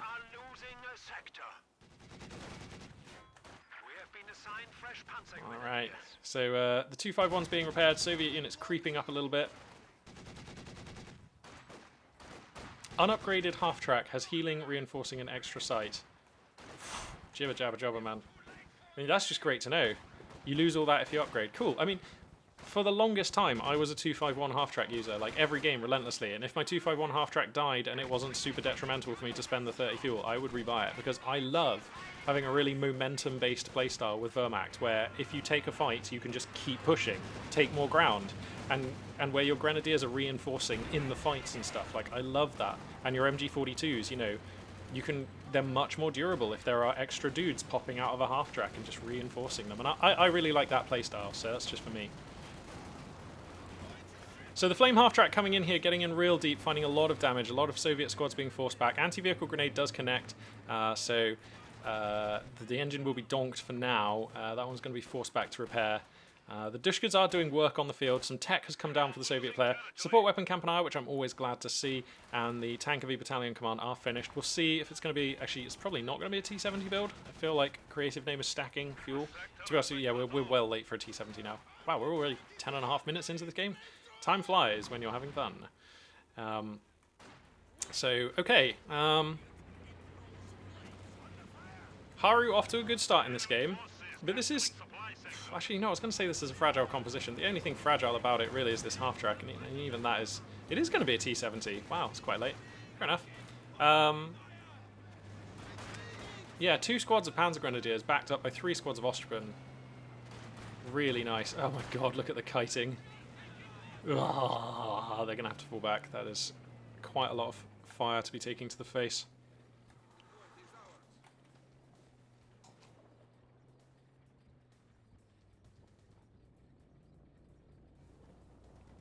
Okay, so now we've got SVD rifle crates coming in for these conscripts. That's actually the second one of these that's come down. I missed the other. So that ability now 60 munitions as of the balance patch about a month ago. But still fine. And to be honest, having conscripts with SVDs makes them a far more just meaty proposition for combat. They're really nice then. Does having the SVD block the 7-man squad upgrade? I think it does, right? I'm pretty sure it does. Just... It does, doesn't it? Yeah, because you can either have a weapon upgrade or the 7-man squad upgrade, so yeah. Yeah, Magister and Buddy, I used to love the Marksman duo when they were a duo, but let's be real, it was OP as hell. Like, it was... I don't know if it was OP in the greater sense of game balance, but when you compared it to the other sniper, like the German sniper, it was just so good. So, yeah, that's why we don't get that. The 7-man upgrade takes up both weapon upgrades. Yeah, that's my understanding as well. Basically, you have to have no weapons to have that upgrade. That's how I always think of it. T70 here is going to get taken out by a Faust. That was a quick kill. So creative name up against the wall here. This is a lot of damage being dealt across most areas of the map. The Axis player has had pretty good control of the field and resource income. It's going to be an M5 half-track for the Soviet player. Okay, let's answer a half-track with a half-track and see what happens. Cool. Time will tell whether this is going to be a quad mount or otherwise. You have to think it's probably going to be for the quad mount, right? Half-track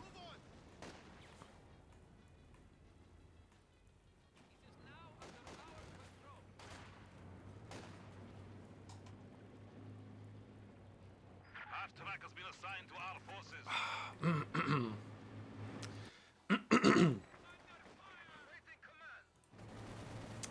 So I'm kind of waiting for creative name to Enemy forces are attempting get some momentum in this game. Quad mount upgrade will come down on the M5 immediately, so that's going to answer these infantry really well. But I mean, telemines are coming down, so there are pitfalls out there, and there's no metal detector on this Soviet roster.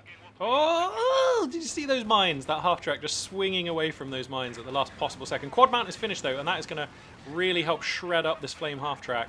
Risky driving over the mines there, but he will be okay. And yeah. So I heard you like half-tracks, bro. Well, I'm going to counter your half-track with my way more scary half-track. The quad mount M5. It's been a long time, a hot minute, as we say sometimes, since I saw the M5 half-track come out and do some damage on the stream, but it is one of the most DPS-y units. It's so squad-wipey, especially against Wehrmacht. If you force a squad back, you can just keep pursuing with this thing, and it will... I mean, oh my god, it's vetting up so fast because it destroyed a half-track. How's the overdrive? But there's a pack gun in town, putting some holes in it, so he has to be a bit careful with this half-track now. He's going to be continuing to deal damage. Meanwhile, an MG42 in mid finds both the Dushkas under arc. They're kind of suppressing each other. Incendiary ammo is used on the MG42, but two Dushkas, too much damage. So the German MG has to give way there. And finally, creative name, finding that way of breaking serve, getting the momentum back in this game off of the back of a really nice M5 half-track sort of push, and a lovely push through mid with the double Dushkas.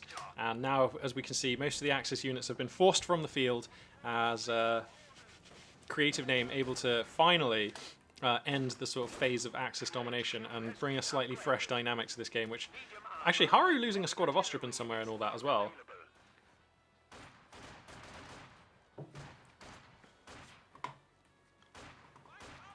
G43 upgrades do not take weapon slots. This is crazy stuff. I can't wait for Company of Heroes 3 to come out and then we just have like a really sweet HUD that just actually tells you all this information. Like, I really think that the squad icons should have actual slots on, which tell you what's in the slots and how many slots they're taking up and so on, because like you just have to know that weapon slots are a thing. Like, there's a lot about Company of Heroes 2 that you just have to know. Like, it's nowhere in the game. The game will not tell you. And it's like super important stuff, like how weapon slots work on infantry and stuff, and like how cover works. Like, the game never really properly explains to you how cover works. Like, a lot of players who are new to the game don't know, like, cover is directional. Cover actually doesn't work if enemy units are close enough to you and things. Like, there's just a load of stuff that the game just doesn't tell you.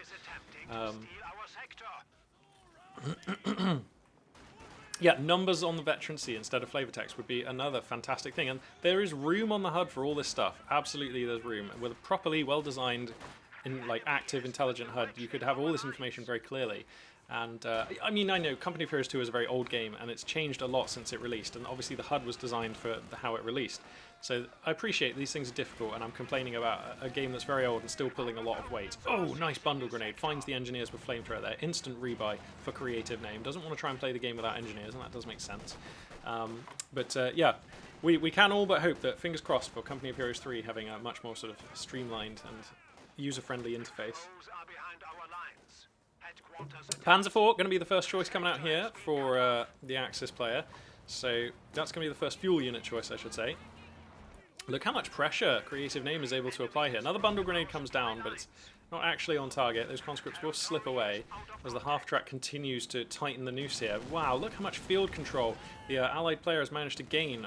This M5 half-track has completely changed how the game feels, countering the flame half-track and just policing the entire field. Oh, the telemines! How do these players keep just avoiding these mines so close? Oh god, the telemines! Yeah, okay, finally he does find the telemines. Okie dokie. You can only be so lucky for so long. Magistern asks, do we know anything about Company of Heroes 3? No. As far as I know, it's not even been announced that it's in development. So that means it's usually, I would say, at least 18 months away. Will there be a Company of Heroes 3? I mean, Company of Heroes 1 and Company of Heroes 2 have both won awards and been some of the best-selling RTSs of all time. And Sega and Relic, last time I checked, still like money, so I think Company of Heroes 3 is, like, all but guaranteed that it will occur. I don't know. I used to actually have a bit of a relationship with Relic. We used to, because I actually was sort of one of their official casters for a very old tournament series, so we used to exchange emails and information and hang out, you know, talk a little bit here and there. This is in years gone by now, actually. And they did indicate to me, as subtly as they possibly could without confirming anything, that Company of Heroes 3 was in development. Now, I mean, I can't confirm that. That's complete hearsay. But yeah, I mean, I would bet everything I own on it being out by 2023, just to be safe. But yeah, it's on the way. It's coming. Yeah, they did make a Company of Heroes 3 feedback survey, and they asked lots of questions like, would you be interested in a European campaign map style campaign? Would you be interested in an Africa element? Would you be interested in Africa Core being added as the new Axis faction? And, you know, there were a lot of questions.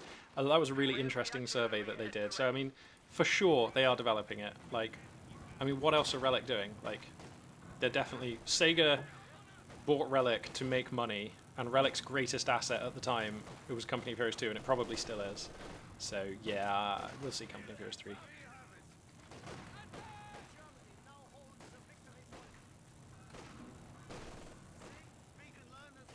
So, yeah, we're going to have a T-34 coming out here. So that's going to be an answer to some extent for the Panzer IV. We've got one pack gun, one Zis gun. These armies essentially even, to be honest. The double Dushka is a bit of a step up from the single MG42. But yeah, both of these two players able to take sweet fights. This game pretty well balanced right now. The only real advantage, perhaps, creative name with about 130 ticket scoreline advantage, 125 ticket scoreline advantage. And that is nice to have. That means that, you know, if we do get into a grindy late game, like we've seen quite a bit recently on the channel, then you know, that gives you a little cushion of time, and that is a great asset and a tremendous luxury. So nicely done so far for creative name. Backgun going to find the T-34, scouting that one out, and the Panzer IV is going to transition up here into the north of the map, ready to engage into that Soviet medium if it gets a chance. This T-34, you know, regular viewers will know that I am fairly skeptical often about Soviet players building T-34s under certain circumstances. I think this one's fine. If he follows it up with a second T-34, I will be a little bit disappointed, because I just think the more eggs you have in the T-34 basket, the more you have to lose when that basket gets countered, and it is not a difficult basket to counter. There are plenty of tools that deal with T-34s. T-34 is a fantastic unit, and we've seen it win many games. But I still think that Soviet players overbuild and overcommit into that particular unit. And it's a very appealing unit to use, don't get me wrong, I get it, it's great. But I still think there's a lot to be said about diversifying your roster and adding more technicality and sophistication and forcing your opponent into worse circumstances and trying to make the game their problem. And I don't think that building more T-34s often achieves that. That's just me, though. Everybody's probably sick of hearing me rant about T-34s, so I'll try and keep it under control.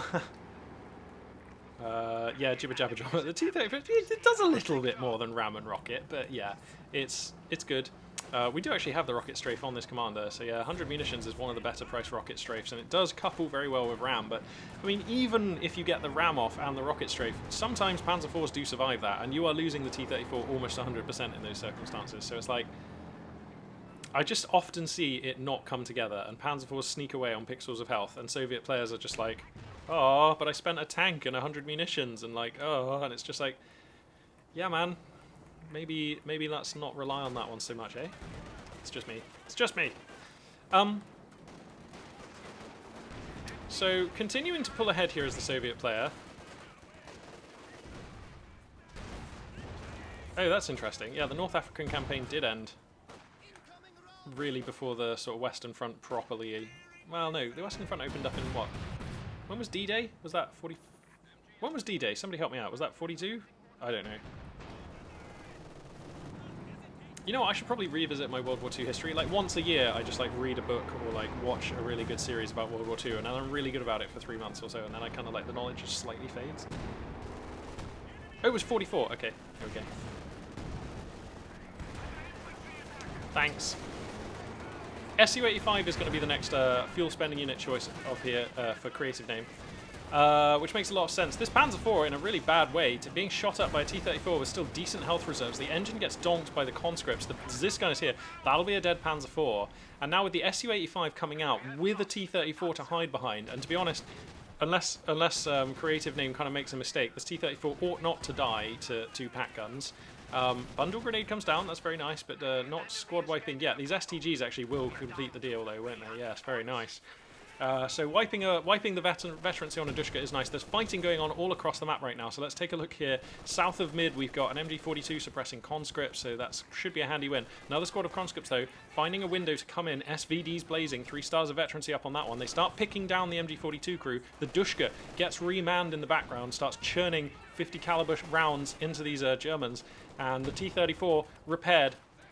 Coming back in now. Sorry, actually it wasn't repaired, my bad. Coming back in, gets taken out by the pack gun. Wow, that was an overextension. Wow. That was an overextension, it turns out. But we do have an Su-85 out, but Su-85s without a T-34 to hide behind are much more easy to get to grips with. There is another Panzer IV coming, which...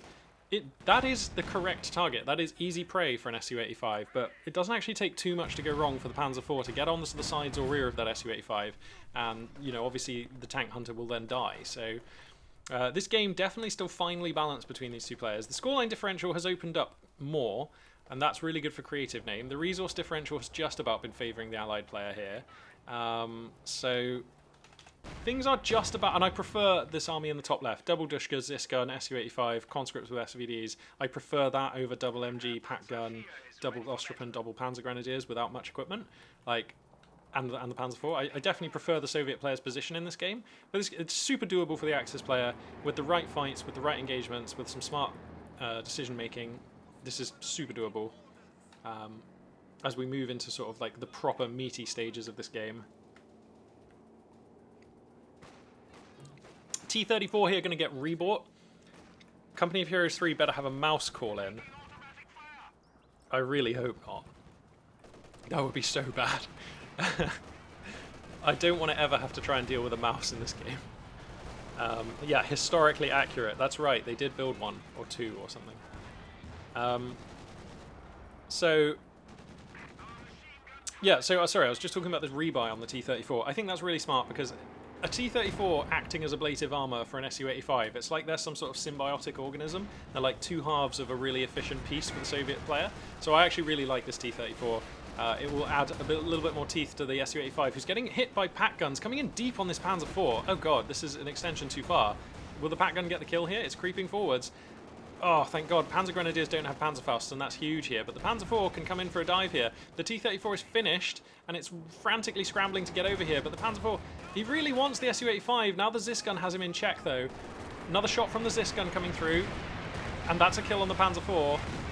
Bit of a lag spike there as the rocket strafe comes down. An engineer gets crushed by the death throes of the Panzer IV. That's great. But yeah, that Panzer IV, unluckily, going down without trading out for the Su-85. I feel like that's a bit of a sort of a bitter pill there for Haru to swallow. And now the triple cap is actually established by Axis forces. Sorry, my bad. I just keep thinking Soviets are the Red Army, right? So I look up and I see 3 red stars, you know, the emblem of Soviet force. And I'm like, no, that means the Axis player is winning. Okay. So, Jibber Jabber Jobber, controversial take on the Stug is better than Panzer IV.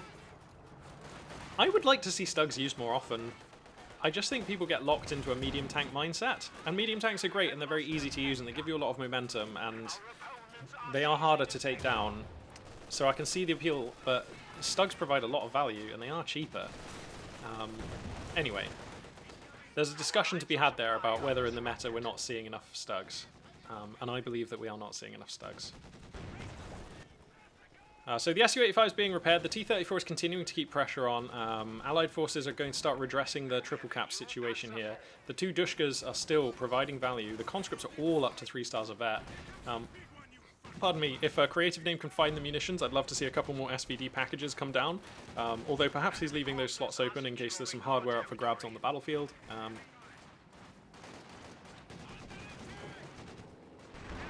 It is always nice to have a good squad to loot enemy hardware onto, an LMG-34 or something like that. Not that we're actually seeing... Actually, there is an LMG-34 on these Ostromens. There we go. Okay, so this is what, the third Panzer IV? Is this the third Panzer IV? I think so. Up. Okay, Hari's going to GG here. Yeah. I mean, I can understand GGing at this timing. The Axis player is in a very difficult position. Again, you know, if you're playing for $2,000, this is not 0% to win for the Axis player, but this is the bare minimum amount of units that you could possibly have and really still have a chance in this game. And this map, Nexus, is often dominated by tank hunters because it's quite open in the middle. All the advantages of tank hunters are basically always on this map, and Su-85 plus T-34 is going to be almost impossible for the Axis player to get to grips with, as long as they're microed correctly, anytime soon in this game. And we're already behind on the scoreline, so it does kind of feel like a losing proposition for the Axis player. So I do understand opting to leave the game there. A nice win there for Creative Name, which I believe was Asherblois, yeah? So yeah, that's pretty great.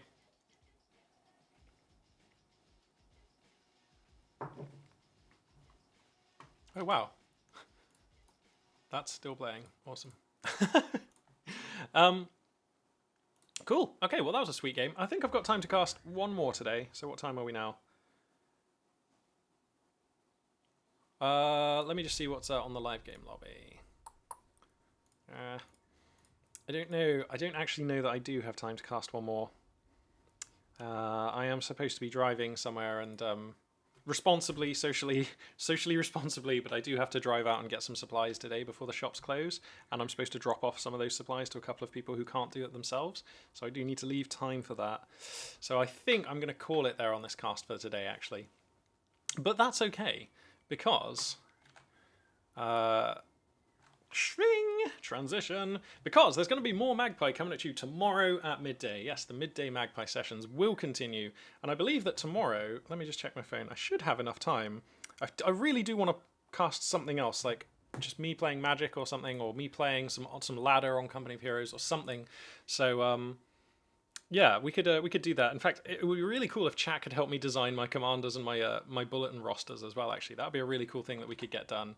That would be a fun thing to chat to help interact with me on. Like, we could have a discussion about what commanders you think are best for somebody to roll with who, like me, is like not the most skilled player. So I'm looking for a slightly cheesy, easy to play commanders, that kind of thing.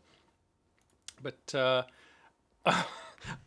no, I'm not gonna jibber jabber jobber. I'm not gonna play German infantry. I'd have the chops for it, mate. I'm never gonna have the munition income in it. Yeah. So yeah, voting for that would be really cool. Actually, that's really cool. So cool, right, well that's going to wrap up the stream for today. Thank you so much everybody for tuning in. It has been awesome. I'm just continuously amazed that so many people are showing up to tune into these live, and we have this amazing dialogue in chat, which is, where am I going to... In chat. And it's just really fun. I'm loving it. It's really great. So I'll see you all tomorrow at midday. Thank you very much for watching. And just for now, what we're going to do is we're just going to open up Twitch, see who is casting Company of Heroes, and we're going to try and stream, raid. We're going to raid someone. So have we got anyone fun? Is Helping Hands on by any chance? No. Asher Blois is on though, so we'll host him because we did just cast a game.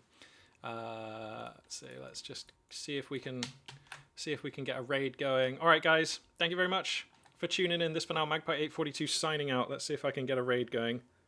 Shift, raid, Asher Blois. Did that work? Oh, it's the wrong button. Okay, I typed the command in wrong. Okay, raid.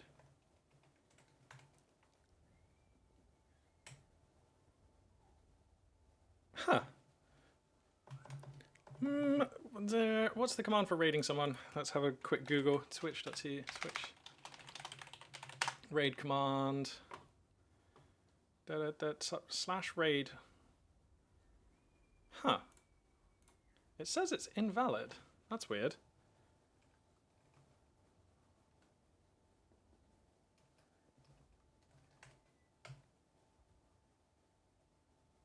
Hey, there we go. Wicked. Thanks very much, guys. That's really sick.